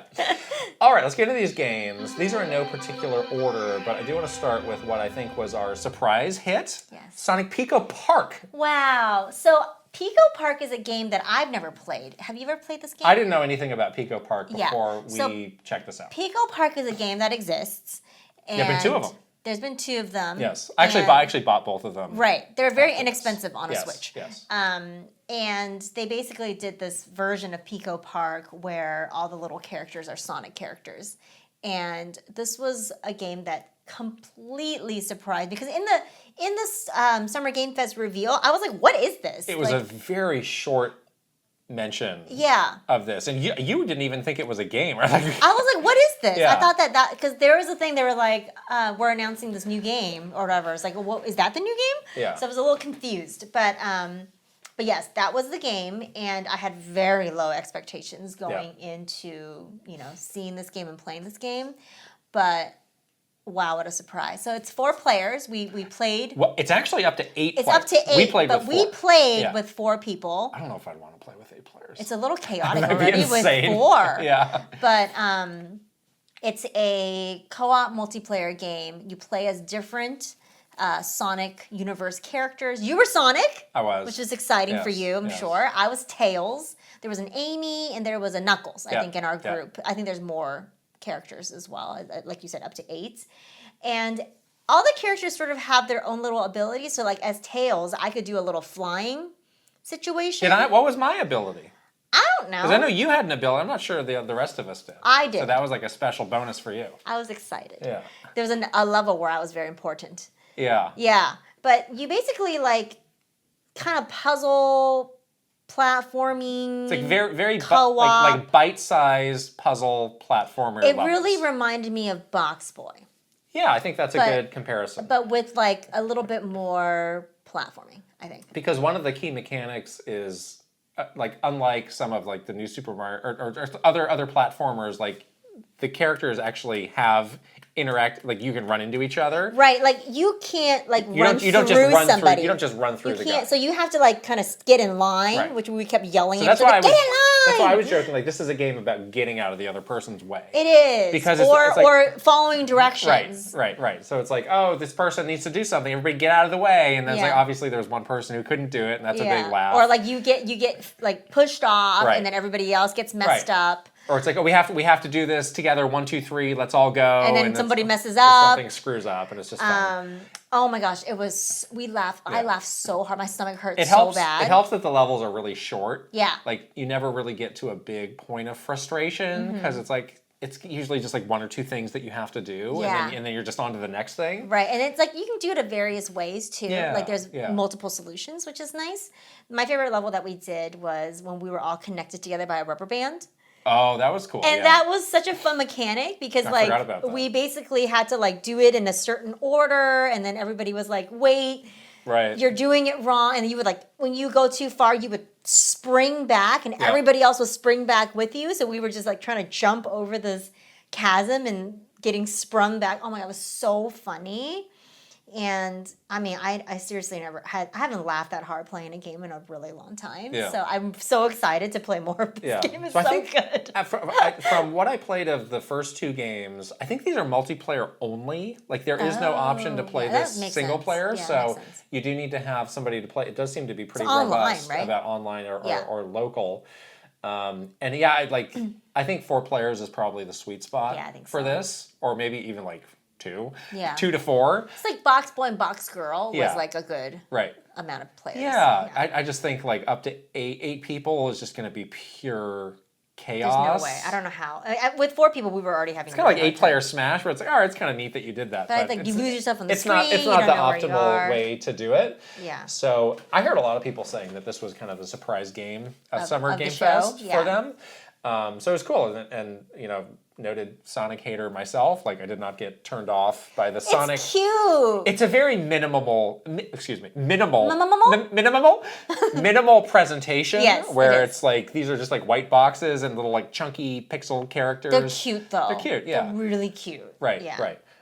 So that's one to definitely look out for. I'm excited about this. I can't wait to play more. They didn't say, but this is a perfect game share game. Yeah. They need to put some game share features. They definitely should. In here. Especially if it's only multiplayer, really great for game share. Yeah. I can't wait to play more. Seriously. And by we I mean you, played Onimusha Way of the Sword. You played a little too. Which at the time was not confirmed for the Switch 2, but now it is. Yes, it is. You played it on a PS... Was it PS5 you were playing on? Probably PS5 Pro. Yes, always. Capcom. We'd actually played this game once before, about not quite a year ago at Gamescom, so it was good to revisit this. Yes, you played the demo all the way to the very challenging boss, and then you handed it to me and said, you do it. It was really hard. Which I didn't appreciate. And then... I almost did it, and we were in But then you didn't almost do it. We were in a very tight space. They had all these demo stations in this kind of like long corridor, and somebody was like, hey, coming through, man, and he bumped me into the back, and I was like, ugh, I did one of these, and I died. When I had this much life left, I was so mad, but I felt better when I realized that actually it had it had a phase 2, boss fight. And then like the life bar came back. You would have died. I definitely would have died because I had like no life. But you were mad. I was mad. I was like, don't do that, man. You looked so mad. I'm trying to play this game. I was about to do it. You looked mad. I was about to do it. This game is hard. That was also one where like the demo attendant is like sitting right there, like watching and judging you play this game. So it's like She's a lot encouraging, there's a lot of people, like a lot of eyes on this game that's very challenging. Yeah. It's true. So what is this game? The devs were watching you play and fail. They watched me? They watched everybody. I saw them. They watched you. What did they do when I got bumped? No, just kidding. They pointed and laughed. Laughed at you. What a loser. What a loser. No. So this game, beyond it being very challenging, it is really interesting because it's like historic figures, like actual historic. Yes. Like the guy is this guy Miyamoto that's in this game, the main character. Who? This is Miyamoto, but the different. This is a different Miyamoto. This is a different Miyamoto, but like a real historical figure. Right. And a lot of the stuff is based on some like real historical event, but there is like this layer of fantasy kind of over it. And like of course all these monsters that you're fighting are very fantastical. Yeah. So it's in Kyoto, and they were talking about like, oh, we worked with the city of Kyoto to make sure all these landmarks were represented, which was cool. But it's a messed up version. It's like a demonized version of Kyoto. And it's like third-person action adventure. Seemed like a pretty like open space that you. It's not like an open world game, but this area that you were in seemed like you had a lot of freedom to go around, which was cool. Do things in whatever order. I was like collecting these things to like awaken these shrine gods to like help me. You also have some fantastical powers. Your character. Yeah. You have like, obviously like the sword and all that stuff, but you do have some fantastical powers as well. There is like, like that game, Kunitsugami, there's like that kind of like specific art style. It does have a little feel of that as well. There's a little gross. Some of the monsters are pretty gross. Yeah. But yeah, the game is really, really fun, and it is confirmed for Switch 2. We didn't play it on a Switch 2, obviously. We didn't see it, so we don't know how it's running on a Switch 2, but Capcom's pretty good at porting these games over, so pretty confident there. But yeah, it is. It's just really hard. It's a very... They won't let me put it on easy. It's a very reflex-heavy game. It's hard. Because there's like different types of... Like you can do like a normal parry, but then there's also like... They were like, oh, this is the signature move. What was it called? Like the Isai or something? Yeah. Which is like you attack at the right time and you do that kind of a parry. And it's like, I just don't know if I'm cut out for this kind of game. Yeah. It's very Twitch mechanic. Yes. And maybe that's something that becomes more clear, like when you just get into a rhythm with it. But, and again, maybe you handing me the controller at the very challenging boss was not the right way to do it. You were bad. There was something about it. So what was the difficulty you were playing it on? Normal, but there was some feature that was turned on where it was like it would tell you, like a prompt would come up. It's like they turned on the quick time tutorial feature. Yeah, so like buttons would pop up when it's like, oh, press this to do the deflect. I appreciated that, but I actually had a small issue with it where the button would not pop up at the time that you should press it. It would pop up like way sooner. Yeah. So you still had to judge, and I didn't understand. I was like, wait, I'm pressing it when it pops up, and it was like, oh, wait. No, you're supposed to be judging until he comes at you. Yeah, you still have to make that call yourself. Yeah, you have to watch the enemy. But at least you know what button you're going to press. Yeah, get ready to press square. So I don't know if I like that feature or not. But at least you remember what button you're about to press. But I'm sure I'll figure it out if you're playing this game for reals. Okay. Right? Then turn it off. Yeah. I don't know. Of all the recent Capcom games, I'm maybe the most iffy on this one. Of like, I just don't know if this is a game for you. I don't know if this is the game for me. I think it's cool. I think it's a good. I played some of those older Onimusha. I kind of didn't like them. This is unfortunately one of the September games. So I'm not super into this series to begin with. I do like the kind of like old Japan setting. They seem to be doing a really good job with that. But yeah, I don't know. I've just felt iffy about this game from the moment we saw it. So yeah. I didn't even get to see this. You checked out Stranger Than Heaven. I did. Where there was nary a Tupac to be found. There was a one, they showed us a video, and then one scene you saw Snoop Dogg. Okay. But then there was no Tupac in this, in whatever I saw. I know that was a bit of a distraction, honestly, from the game. This game looks really good from what we've seen in the past, pre-Tupac. What I played was all combat. You basically didn't get to do any sort of exploration, which I would have loved to do because those time periods are so interesting. What time period was the part you did in? You did all three. You did combat in 1915, 1925, and 1941. Does the combat change over the years? It does. How? You have different weapons, different things. So this combat was really interesting. They kind of started you out on like kind of easy, medium, hard. Yeah. Because the combat is pretty challenging. It's very like strategy based versus like other Yakuza games where you're just like blindly like, punching. Yeah. And it's not turn based either, so that it is a bit different, and it's all about like blocking and parrying and throwing at the right time, and it was hard. Like people were not getting through it. Oh. And the easy part, you kind of get introduced to it. The other thing that's really interesting is it controls your two hands with the two triggers independently. Oh. So if you want to block with your right hand because someone's coming at you, you have to press the right trigger. Oh, interesting. And blocking with your left hand. Huh. You can also draw a weapon, and what you're doing with one hand versus the other hand is different. So it's a lot of strategy. Took a little while to get used to. That is different. Okay. Yeah. I liked it, though. Yeah. I really liked it because it's like way more sort of like controlled, and like if you try to button mash, you like really would fail on it. And I mean, the combat just feels really good. It feels like the punches feel really powerful. Yeah. The enemies are really like fun to. Who is the main character of this game? I don't remember his name, but what's his story? Is a gangster? I don't know. Okay. You don't. So we don't really know. Really know. We don't really know. But you do see him through the different time periods. It's like really young, just starting out.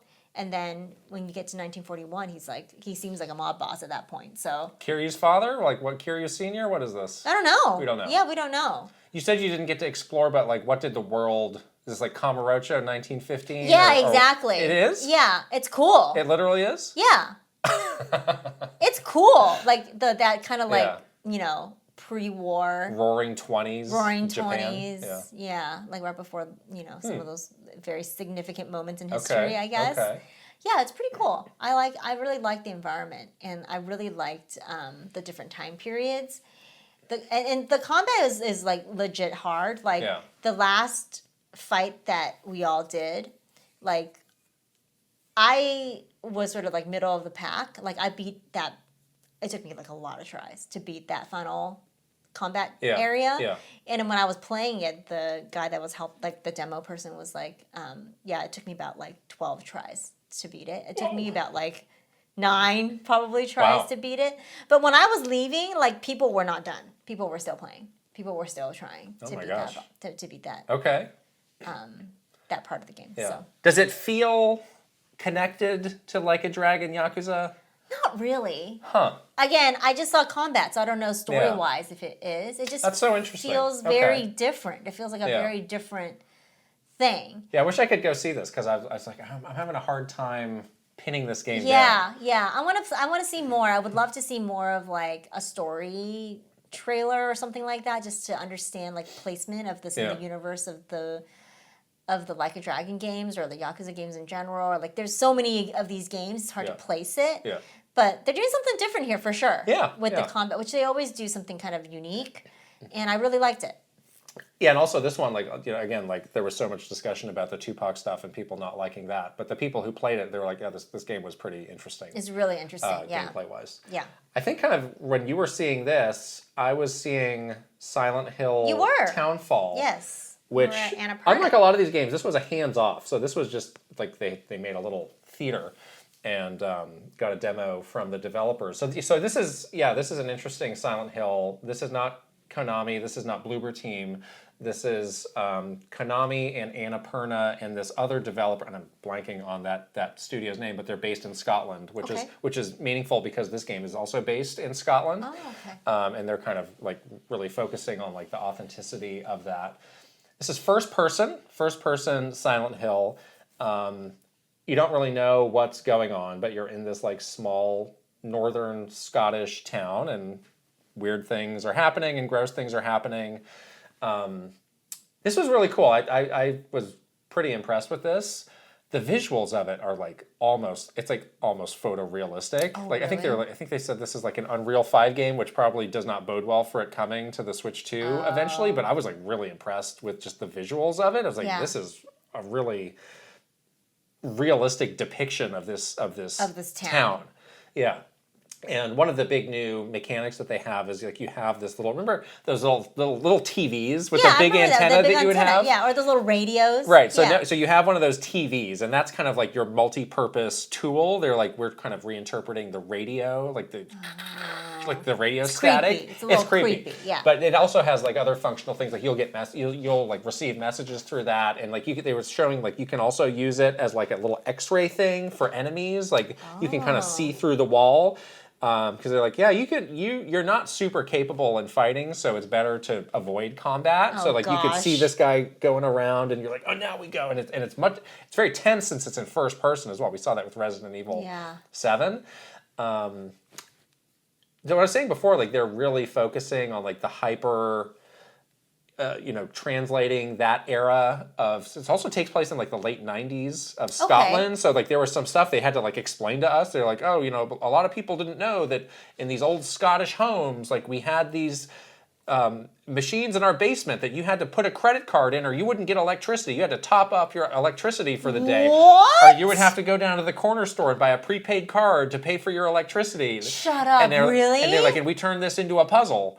It's like, I was like, oh, that's interesting. Oh my gosh, I never knew that. Yeah, so I was like, that's a cool detail of like the studio is based there and they're building the game in that time and place. They're like, nobody knows this better than we do because we live this. They live this. Right, and I also saw some other comments online of like, I'm that same age from Scotland, and like every home had a kitchen that looked exactly like this. Wow. So that's a neat little. So it's just like hitting a very specific, like kind of audience in terms of their upbringing, which is interesting. Yeah, that's a neat detail.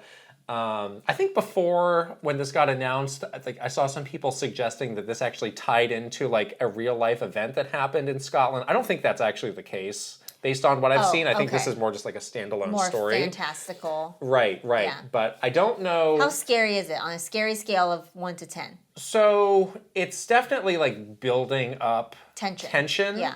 Like they were like, we don't have jump scares in this demo. No jump scares. Like, well, I really appreciate that. Because then you would have been one hand in the ear. I hate jump scares.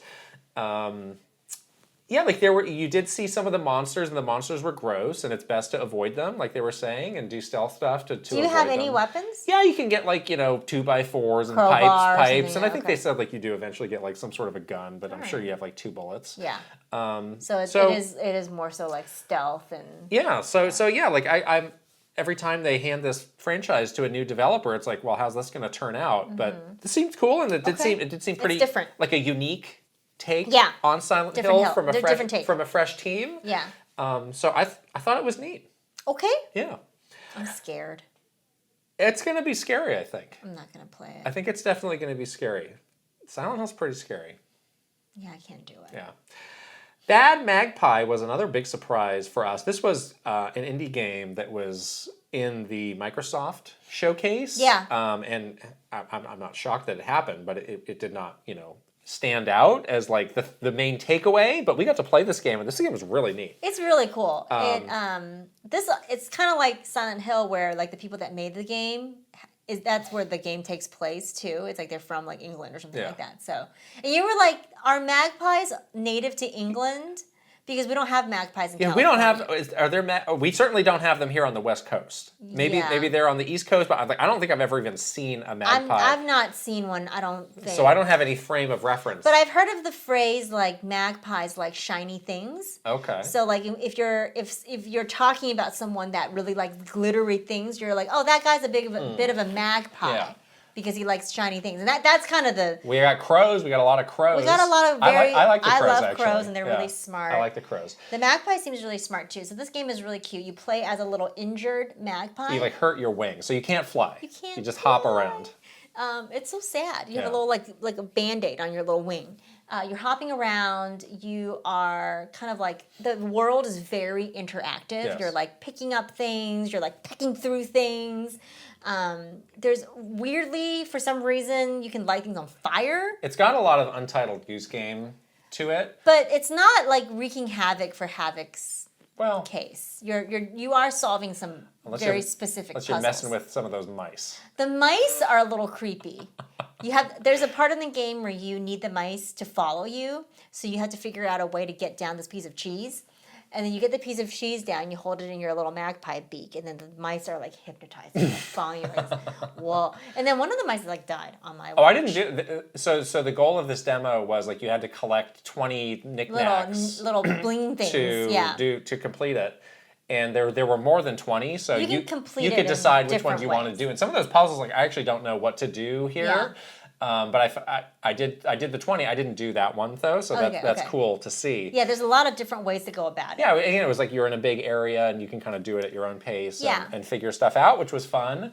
But it's got that thing where like everything is at scale and you're like a tiny little bird, so like you're in a sort of this like abandoned playground kind of thing. So things are scaled in a way where it's like okay, a can on the floor is the size and like. The other game that it kind of reminded me of is Little Kitty Big City. Oh yeah. It's kind of like that, where the little kitty is like going around this thing, but everything's at scale to the cat's level, like the view of it. There's some really clever puzzles in this game that I really liked. There was one, I don't know if you did this one, you need to get the megaphone. So you went to this area where you saw a bunch of like abandoned TV sets, and you walked behind the TV sets, but then it turned your little magpie into a little pixel bird. I did do this. Yes, that was cool. So then it turned you into like a little a mini game, basically. Yeah, that was cool. And you like hop along, you get the megaphone, you hop back down, and then the megaphone's back into like a 3D, megaphone or something like that, and then you can use it to like call at people, which is funny. Yeah. So I mentioned the Goose Game stuff because there are all these mice in the game. They seem to be the other like main creature that's there, and they're just kind of like doing stuff, like they're like hanging out, or they're like playing or whatever. And they seem to be your nemesis though, and you can peck like one of the main you peck things. That's how you can peck, and you can like squawk at things, and like you peck these mice, and like they look like they've died. Yeah, and it's just like down on the ground for like 10 seconds. Like, oh, I literally just killed this mouse. Did it come back? And but then it got back up. Okay, good. But the way it's done, it looks pretty violent in the game, which is... I cawed at it through the megaphone, and I didn't like that. It was like, ah! And then you can like peck it, you can kill it, and then you can like carry it around, and like... I think it's just knocked out. Yeah, it's just knocked out. It's knocked out, but it looks very severe when it happens in the game. And it's like weird because the mouse and the bird are like the same size. Right, so that's why I go to the Goose Game, because it's like you can mess with these mice. These mice are kind of gross, though. And they're your nemesis. Kind of yucky. I don't That's really right. We were like playing it, and we saw Jenny from Wholesome Games. I was like, this game ain't wholesome. No, this is a fake wholesome. Because he hates those mice. And we asked the developers, like, so are mice real life enemies of the magpie? Like, no. Just little critters. we just wanted to just little critters. Hit them against each other. Hanging around, you know, little critters. So I really like this game. This great. game, I think, is only Xbox and PC. Yeah. Which is a shame, because I think it'd be a great Switch 2 game. It's so really cute. Hopefully it comes. Yes. You also got to play it on the Xbox handheld. Ally. What did you think of that? I liked it. You liked it? That thing is comfortable. More comfortable than Steam Deck for you? Yeah, it's lighter. And how size those grips? It's lighter? It's much lighter. Oh, interesting. Like 50% lighter. Oh, wow. Like significantly lighter. Oh. Yeah, and the grips are very nice. The grips were nice. I don't think I'd ever spent much time with one either, so that was kind of neat. Yeah, it was kind of cool. They were like, you can play it on both if you want. And I was like, I'd definitely try it on both. Yeah. You checked out the new Tomb Raider Legacy of Atlantis. I didn't see this at all, so I'm curious what was going on here. Yeah. I played a pretty sizable chunk of this game. There was like kind of two parts to this demo. The first part is all puzzle solving, and the second part was combat. Yes. And sort of more like QTEs and stuff like that. But it plays very, I'm fresh off of my Indiana Jones. Yeah. 007. Yeah. So it's like, here's another pretty iconic, like, kind of character from that era, Lara Croft. It's like there's some similarities there. Yeah. Movement-wise, kind of game-wise, especially with Indiana Jones, a lot of similarities. So I was like, I'm kind of fresh off this. Kind of know what to do, but I kind of liked it still. So this is a remake of the original Tomb Raider game? Okay. Remake of the original Tomb Raider, and I feel like my memory of the original Tomb Raider is pretty fuzzy. I don't know if I've ever my memory is that I strongly disliked it. I don't know if I've actually even played it. Yeah. I've only played the ones that were like the really violent ones. What are those ones? Yeah, the ones that came out like 10, 15 years ago or so. Those are pretty good. Those are awesome. Yeah. Yeah, I don't. You know what? I don't think I played the original. Yeah, it was so interesting that was such a big phenomenon because then I got around to playing like the first one. I was like, oh, this sucks. Like this just flat out sucks. It may have been one of those like rented Blockbuster games that I tried out for a weekend and then didn't get very far because it was hard and weird. It was one of those like very early 3D games where figuring it out, like you could shoot but you couldn't aim. The jumping just felt totally weird. Totally busted. Yeah. Like I'm missing every single jump. I can't move around. It's just the camera's weird. Just immediately was like, oh, I hate this. I can't do this. Was my reaction. Well, it's not that anymore. Good news. In the year 2026, we figured out some things. Yeah. You are in like South America, I believe. It's kind of like an Aztec sort of area. Uh-huh. The puzzle solving was really fun. You had to do this thing where you get all of these big wooden cogs down this waterfall and like fit them in with your like little lasso thing. Okay. You also have the scanner tool that was pretty fun to use. What does that do? Helps you with like all we're seeing like the hidden little buttons and things Detective like that. vision? Yeah, kind of like that. Yeah. She is very like nimble, like the running, the jumping, the grabbing, the climbing, all of that felt. So that all felt good. There's the swinging. Yeah. I don't like swinging, but the swinging in this game felt good. It felt really good. Yeah. Like there's some cool factor of like jumping off a waterfall. Right. Like there's some moment. The thing with the camera, they splash water on the camera. It's like little things. It's kind of fun. So that's neat. And then, so I got through that part, and then the next part was combat. And of course, you're fighting the dinosaurs. Yes, the dinosaurs. The dinosaurs are... You fight them? They're going to eat you. Or do you just run away? No, you got to shoot them in the face. Oh. Oh, yeah. Okay. Well, then you run away from a really big one. There was a couple of little ones that you like can kill. And then there's a really big one that chases you, and it was really scary. Yeah. But they have this thing where as you are sort of dodging and like, she does like very acrobatic dodging, Lara Croft. You're building up this like bullet time meter basically, and then once you do that, you can click the bullet time meter and it slows down. It's like Matrix. You slow it on time. Yeah. And then you just unload the bullets. Oh, wow. There's like infinite bullets. You just unload on these dinosaurs. And it is cool. It's fun. Okay. Yeah. At first, I didn't know that was what I was supposed to do. I didn't know that I had like infinite ammo, and because I was so used to like, oh, gotta preserve. Right. Like, you just unload it during like the bullet time. And it's like, oh, this is fun. Like, I'm like dual wielding, you know? Yeah. And then... So that was part of the combat, and then the other one was more of like a QTE kind of situation where like this giant dinosaur was chasing you, and there's like you're like sliding down the path, and you're jumping through things and swinging on. Wow, QTE's back. Yeah, okay. It's like like Nathan Drake, kind of like that, kind of like Uncharted. A long time ago. Yeah, it has that feeling though, you know. Okay. Like, Indiana Jones had that too. Yeah. Lara Croft also has like some of these one-liners. She has a personality that's also like kind of fun, you know? So I liked it. This is on Switch 2 as well? Is it? I think it is. Did they have that there? I was playing on a PC, a very powerful. Oh, a PC. A very Not powerful even a PlayStation PC. 5 Pro. Yeah. Okay. Yeah. All right. It ran great on that. So you like this? I did. Oh. But I'm in the zone with these games right now. Yeah. I've been in a phase. I get it. With these games. Okay. I checked out Hot Wheels Infinite Rush, which is the newest Hot Wheels game.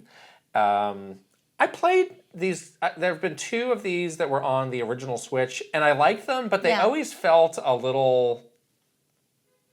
I was a little choppy playing it on a Switch. It's like, this is not the full experience of what these games are. Yeah. And this game is actually like much more of an open world idea versus just doing like normal races. So... I was really glad, and I got the sense that those developers, they were doing the demo, I got the sense that they were really glad to have a much more powerful Nintendo system. Oh, like, they were like, thank God, we can actually do this stuff. Right, yeah. I was pretty impressed with this. Like, I think there were 4 different big like islands that you could go through, and they were all like really big. And there was a lot of stuff to do, and they were showing me like, oh, these are these challenges, these are these collectibles, here's a different kind of collectible. I was like, oh man, wow. There's a lot of stuff that you can do. Can you customize the cars? So they have like real Hot Wheels. The real Hot Wheels cars. Okay. You can customize them with like little like tweaks to like badges to give them like different attributes. That's cool. I did ask them though, because I remember in the first one, they had all of these cool, like, licensed, like, here's the Snoopy car, or here's the Ninja Turtles car.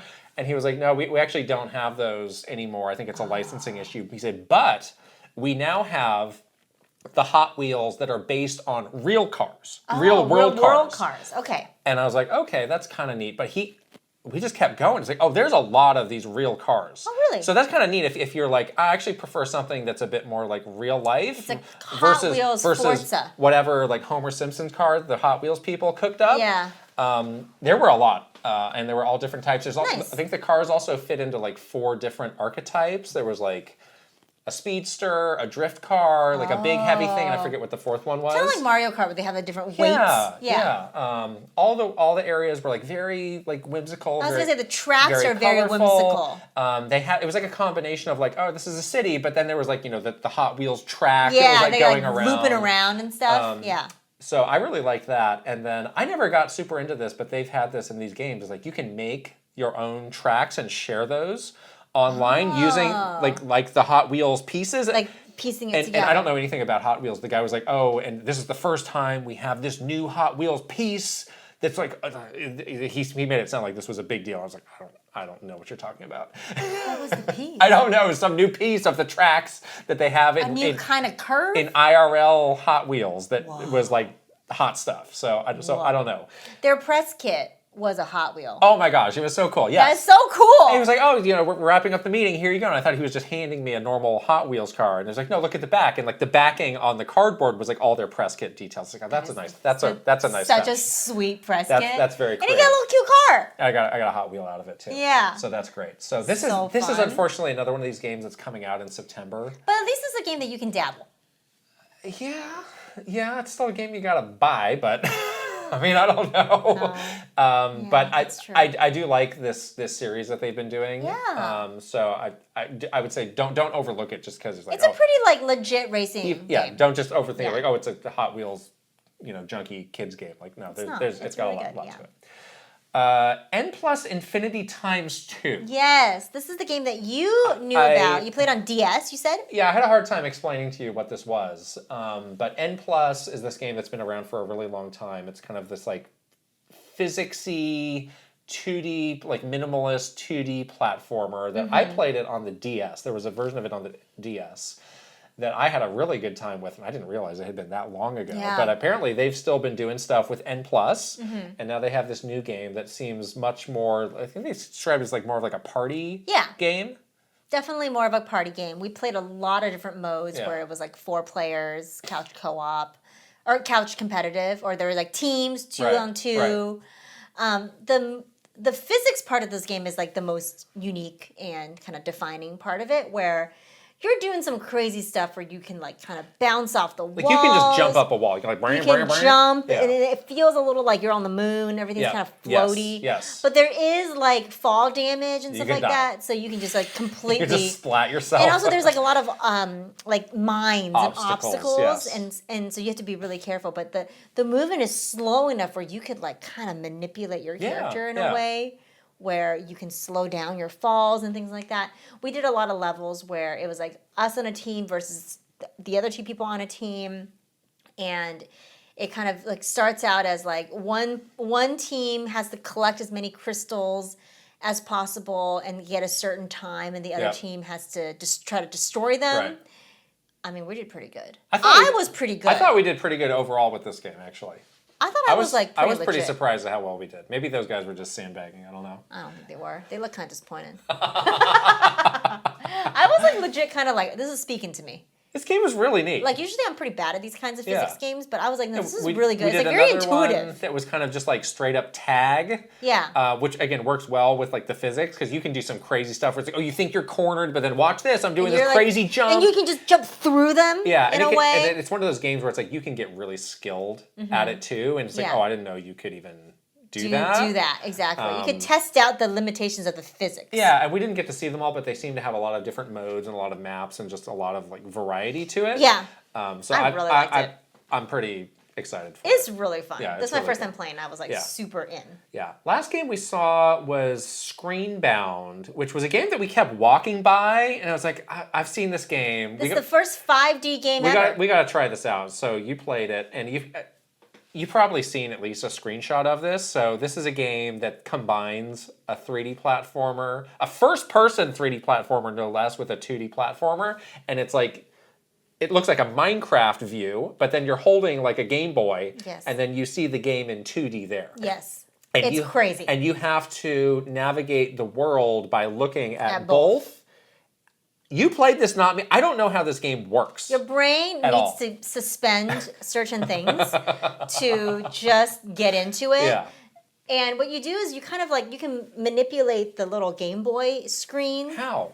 You can put it to the side a little bit. You can place that, because basically the view is your hands first person holding that little Game Boy. Yes. But beyond the Game Boy is the 3D world, right? Yes. So the person that was giving us the demo basically was like, well, move that screen a little to the side. So you basically can have like do you remember picture-in-picture TVs? Kind of like that situation where you have like the Game Boy screen to one side or the 2D screen, and you can see more of the 3D world.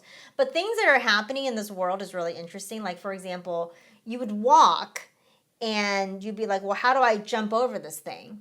Like, it's too tall. Right. If you look at the 2D screen, it's like, oh, there's a door there around the corner. Yeah. You know, I'm going to go around the corner. Yeah. Or, like, if you're looking at the 2D screen, you're like, well, how do I do that? from a 2D perspective, it's like there's no way I can get through it. You look at the 3D screens, like I just walk around it, you know? So you got to do certain things like that in your brain to like kind of get through it. It's a little bit of it's a little discombobulating. I just didn't understand how they made it work the same and control the same. I know. Whether you're looking at one screen or the other, because they're vastly different. It's very true. It's kind of genius. That and I just didn't. I wish I was the one playing this game. I just didn't understand it. And then it seemed amazing. It's amazing. They do have these sections where it's like fully 2D though. Right. They had a boss. You would go into like a little room. And it would be like a little 2D platforming kind of situation. Or like the boss was kind of like a Super Mario Brothers 3 boss. Where you're doing, you know, a 2D I thought it was fine fight. for like those little side rooms. I kind of didn't like that the boss was just one way. Because it's like, this is the unique thing about this game. Mm-hmm. And this is like a big boss battle. Like, it should be why 2D, are you taking away the the unique part of the game to do that? I don't know. Yeah. But he said this game is not yet confirmed for Switch, which kind of like, oh man, I would have missed opportunity. No, it's tough though. Because this game looks super cool. I think this game's coming out relatively soon. Yeah. It reminded me too of that game that you loved, Viewfinder. Yeah. Where it's like you're like, how does this work? It's just messing with your perception of things. Perception is really messed with. Yeah. But in a very unique and creative way. It's awesome. Super creative. Yeah. I came away very intrigued. I was like, by this. I'm into this. The graphics are a little like generic. Like the 3D world. I kind of liked it. But I was going to say, but like usually that would be like a dig. Yeah. But because the gameplay mechanic is so interesting, it's like, wait, this is actually we need cool. to not burn out your brain. My brain was already working pretty hard. Like the synapses were like zzz. Yeah, that's a question I have is like, how hard does it, or how long does it take for this to become impossible? Like, no, I don't think so. Well, you think you played like the first level. I think it's all right. I don't know. I don't know. Maybe I'm just because I'm bad at puzzles or like this could get like extremely hard. Like a headache. Yeah, where it's like, oh, I never would have thought to do this. Yeah. But it was good, and I was glad we saw it because I had seen people talking about this game, and I'd seen the screenshots. I was like, man, exactly how does this feel? I gotta check this out. So I'm really glad we saw it. Very cool. Yeah. We got some games. So those are the games that we played at Summer Game Fest. We got a bunch of games that we've just been playing on our own as well. Let's do a Patreon question first. Oh, I love this question. As a palate cleanse before we get to those. This is from Test Scoop. Hi, Kit and Krysta. There has been a rise in posting a cropped-out section of Mr. Koizumi's Nintendo Switch Sports Resort gameplay in a manner that, to put it delicately, as Mr. Sakurai would put, is, quote, not for good boys and girls. Oh my. What kind of procedure, response, and reports do you imagine are going on inside Nintendo seeing this type of meme from the fans? Would they change anything about having gameplay segments and directs because of this? Thank you for your insight. Oh no. I'm sure you've all seen it. How could you not? I'm sure you've all chuckled at it. How could you not? Somehow this became my entire timeline. Look, I'm not judging. Okay? I don't judge anybody. It's funny. I don't judge it. I think it's hilarious. It's funny. But because I watch one stupid video on Twitter, now it's like the only thing I see. Anyways, so yes, there is always multiple big reports that go out after a Nintendo Direct that like kind of, summarizes the moments that really hit. And this is going to be one of those things. You think this was in the report? Well, you got to handle this delicately. You got to He's handling Stop it delicately. It's a thumb. It's a really big thumb. Anyways. I do think that there's a way to spin this where it's like people are really excited about Switch Sports. There we go. That's how you put it in a report. They really like Mr. Koizumi's excitement for thumb wrestling. Widespread excitement around Mr. Koizumi's demo and for Switch Sports. Gameplay was received. Fan memes have started to populate across the internet. Yes, there we go. That's how they would spin it. That's how you do it. But it's not. But I'm sure he has seen these. And he knows that it's not about Switch Sports. Okay? Yeah. He definitely has seen these and is like, wait, what are people doing to me? But you were asking me this because I spent a lot of time with him. You've spent more time with him than I did. Yeah. I definitely spent more time with him. And I said, do you think he's like annoyed by this? I think that he's not. He's actually one of the more chill people. He can probably laugh at himself. I think he can laugh at him. And, this is the guy that shook his butt, on a direct. That's true. So he has more of like, he's not going to be like super sensitive about it. In contrast. To like a Takahashi. If this was Mr. Takahashi, who's often in these Nintendo Direct, Nintendo would be attempting to delete the internet right now. Yes. They would try to like delete every single meme. This would be a absolutely not this would be kind of situation. This would be a nightmare. Yes. Like this, Mr. Takahashi We're C&Ding every person on Twitter who posted this or looked at it. Exactly. I mean, they probably shut down my Twitter by now because literally the only thing I'm seeing is this. Oh my God. So that's a good thing that it's with him and not with another person, and Nintendo that's more sensitive. I think at some point though. I do think there was some side conversations of like, we should have caught this. We should have known that somebody should have seen this, and it was probably directed at somebody at our old team because we were often the just like whipping person for all of these. It's like, why didn't you watch this segment? Yeah, why didn't you anticipate that this would happen? It would be this kind of meme. Yeah, like we have to protect Mr. Koizumi. We have to protect our developers. This is not image of our brand. This is hurting this is hurting the brand. Yes. This is hurting. They're not getting into the wholesome thumb wrestling. And that's what matters. Not this smut. Oh no. Jeez. So I can imagine that kind of conversation happening, whether it's deserved. It's probably deserved. In this case, I think somebody should have raised their hand. Do you think you would have raised your hand if you saw this? If I had... I don't think I would have. My innocent little mind would not have clocked this. I don't know.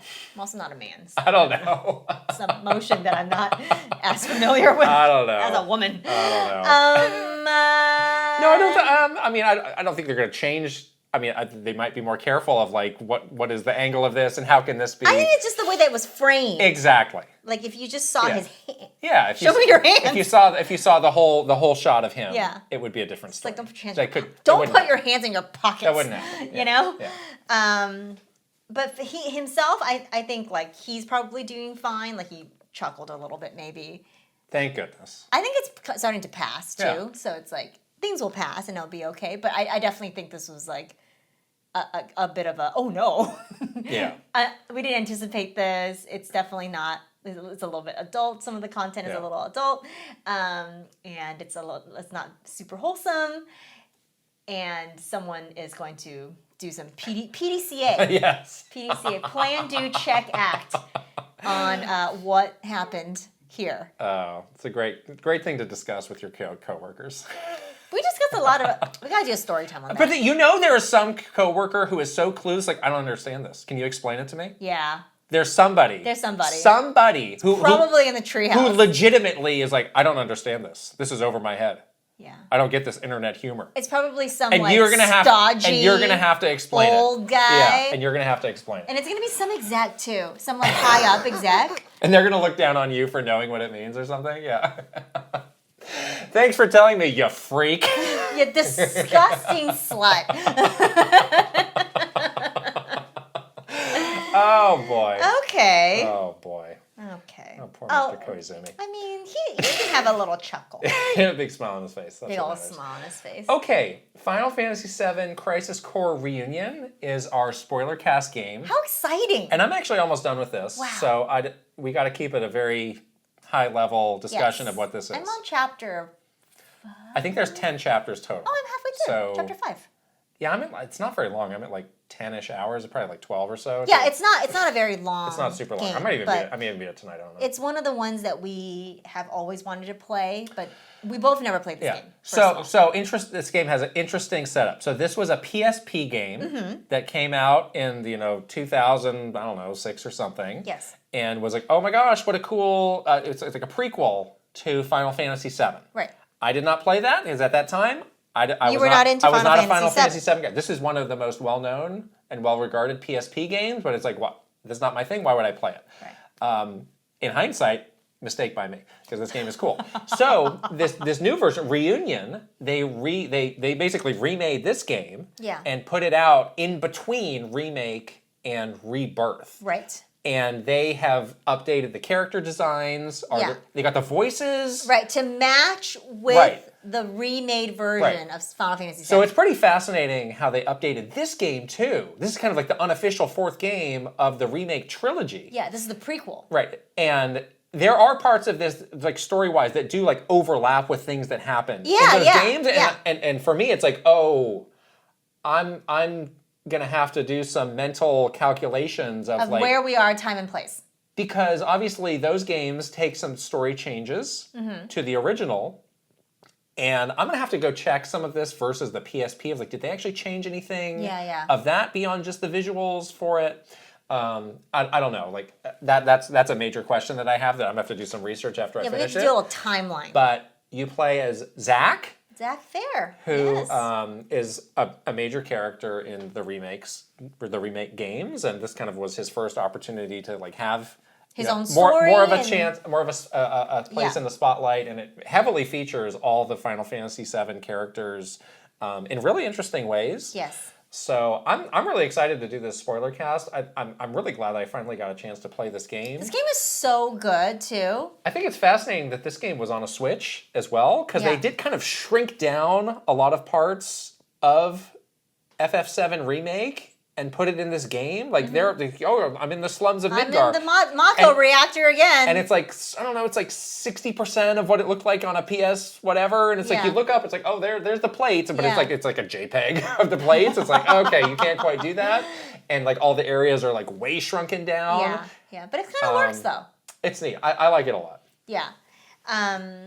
It is interesting too in this game because you do get a lot more of Sephiroth. Yes. And that is an area of like, well, like love to know his motivations a bit more because, you know, he's the villain, he's mad, blah, blah, blah.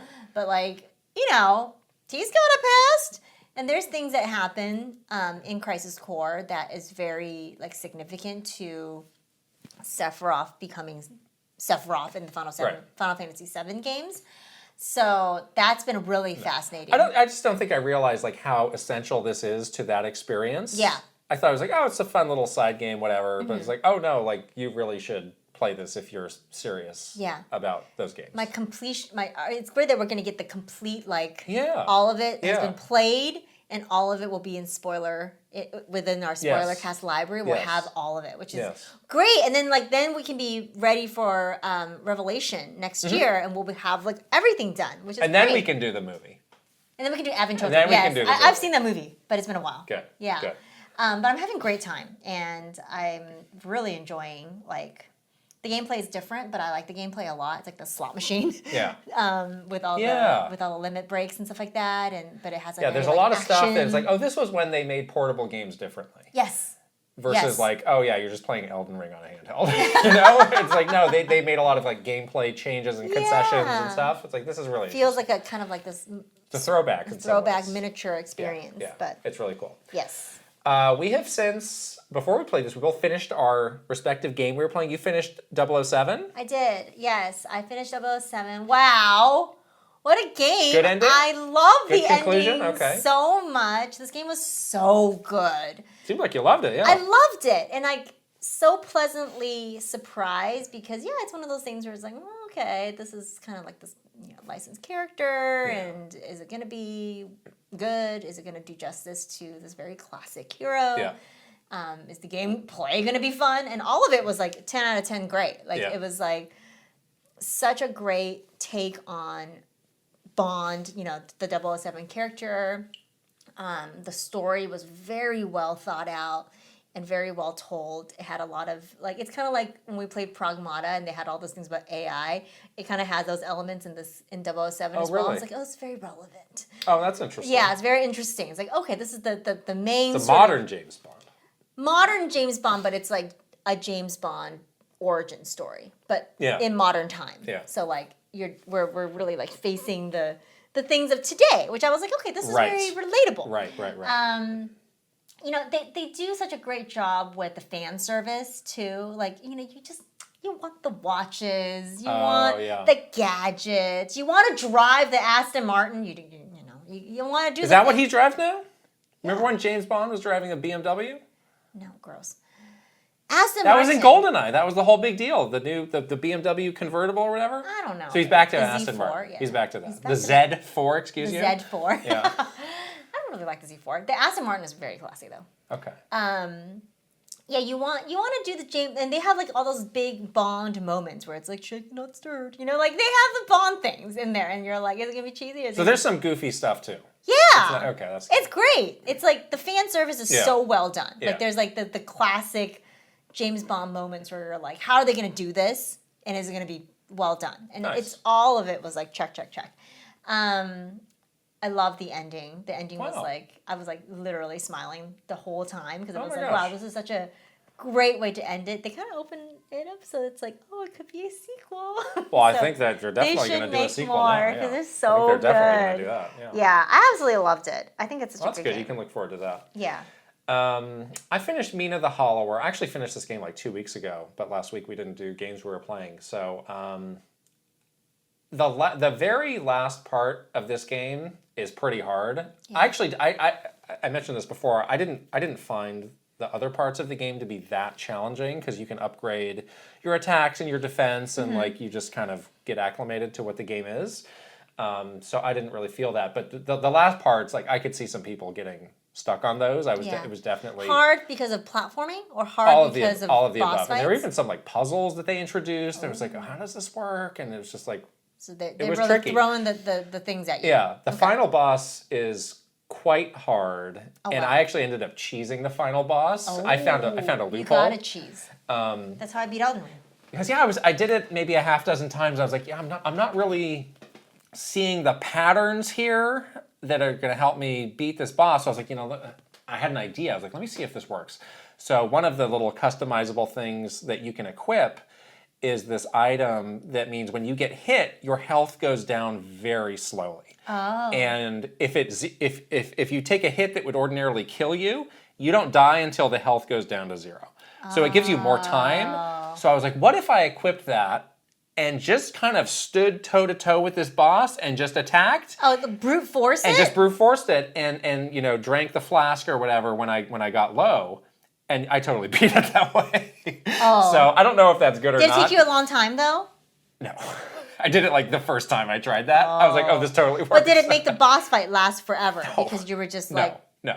Tick, tick, tick, tick. No, because it was just direct combat. It was like take back and forth. And I could heal myself and he could... You were just healing yourself and you were just like taking the hits. Yeah, so that's a cheap way of doing it. I know, it's fine. Oh, well. This game does have seemingly a wide range of endings. And I seemingly did not get a very good ending, which I was surprised at because I thought I did a lot. I don't know, there's a lot more content in this game that I don't think I even knew about. You were supposed to gather certain things to unlock endings? Okay. So much secret stuff in this game too that like the normal person will not see, but it's cool that it's there. This game's really cool, and it's good to see that it seems like they're racking up the sales for it. So it's really neat. Yeah, that's awesome. Yeah. We're introducing a new segment, maybe, and we'll see if this sticks around or not. Okay. We're calling it the Kit and Krysta Hype 5. And we're just sharing, at this moment of time, what are the 5 games that we are the most hyped for? Okay. In a numbered order, counting down to number 1. Would you like to do the honors and go first? Yes. The first Kit and Krysta Hype 5. So number 5. Yes, number 5. Assassin's Creed Black Flag Resynced. That's coming out really soon. Yep. Okay. Wow, I wouldn't have guessed that. Number 4, Splatoon Raiders. Number 3, Fire Emblem Fortune's Weave. Only because that's coming out a little later. Yeah, I definitely did that thing too. Where it's like if it's further out, it's like that can. I mean, I'm not going to be able to play it right now anyway, so it's like I can't be hyped. Yeah. Number 2, Rhythm Heaven. Mm-hmm.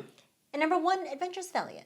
That's the next game I'm playing. Nice. So. That game is this week? It's literally days away. I'm going to be finishing up Crisis Core and jumping immediately to Adventures of Elliot. You didn't have Star Fox on your list? Oh, I didn't know if we could count it because we just did a whole episode on Star Fox. Well, I mean, you could definitely count it. Star, obviously. Well, where's that? What gets bumped then? Out of your Hype 5? Okay, fine. Fortune's Week gets bumped. Oh, because it's not coming out right now. All right, my number 5 is Splatoon Raiders. Mm-hmm. My number 4 is Star Fox. My number 3 is Adventures of Elliot. My number 2 is going to throw you for a loop.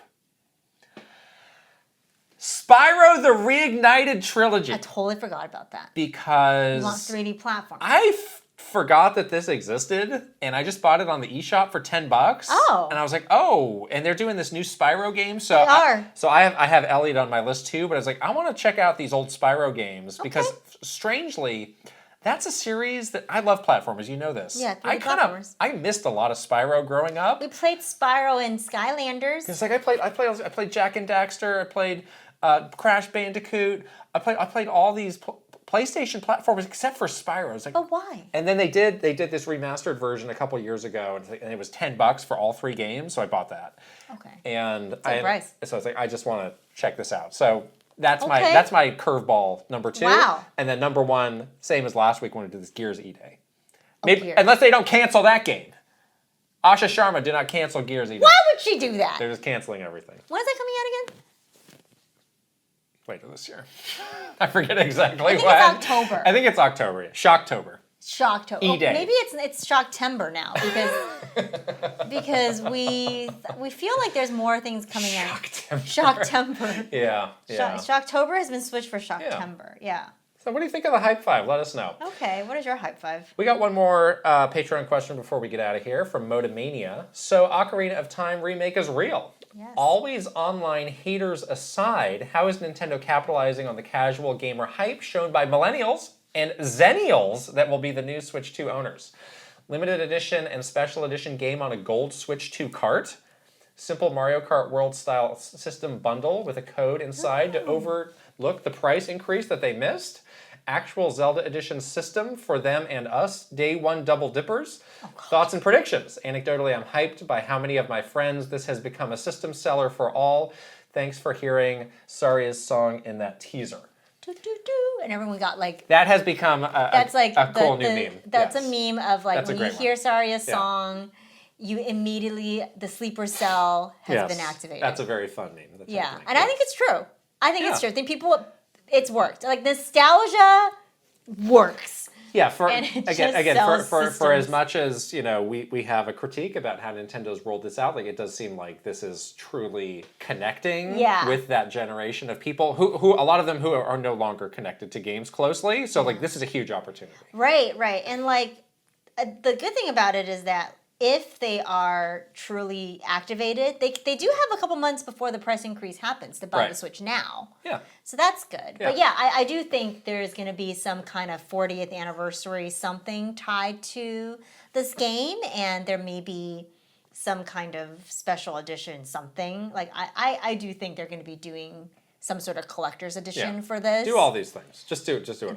Yeah. If they're gonna do like Joy-Con for Splatoon Raiders, they surely can do gold Joy-Cons. Gold Joy-Con, gold cartridge, gold Switch 2. Solid gold? Gold nugget included in the special edition. It costs $900. No, you give Nintendo a gold nugget. Huh? You give them a gold nugget. What are you talking about? Because it's expensive. I see. They take your gold. Good. To give you Ocarina of Time. Okay, interesting. Give me an Ocarina. Yeah, I mean, this again to the point of like, this is a game you got to pull out all the stops for. Yeah. This is Ocarina of Time. This is the greatest game of all time. It goes back to what we're saying of like, it feels a little weird for Nintendo to not make it. It's like, it would feel bad if it was like, we're just putting it out. It's just another game. You can't just throw it away that. You can't throw away Saria that way. Don't do them dirty. It's special. It's meaningful to so many people. I have a funny story about this.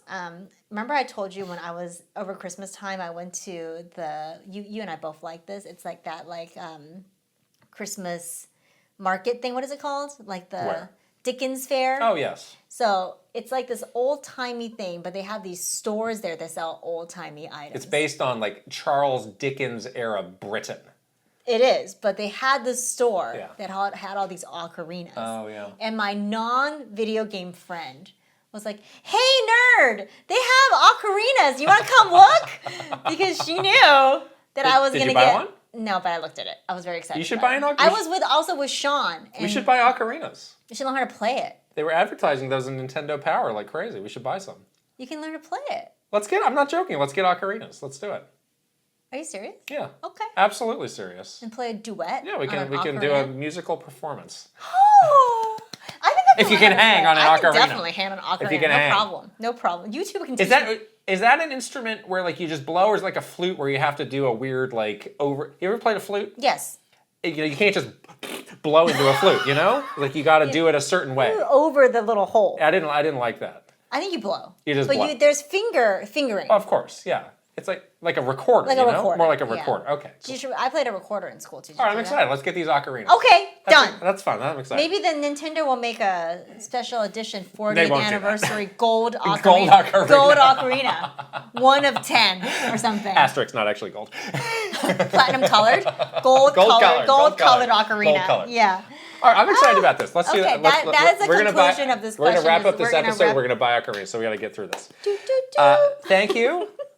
This is a long episode. Thank you for staying with us. Check us out at patreon.com/Kit and Krysta. Get the Crisis Core spoiler cast. Support us. Thank you so much. It means everything. It does. It does. We're also on the social. We're on Twitter, Instagram, TikTok, Facebook, YouTube, Blue Sky, and Threads.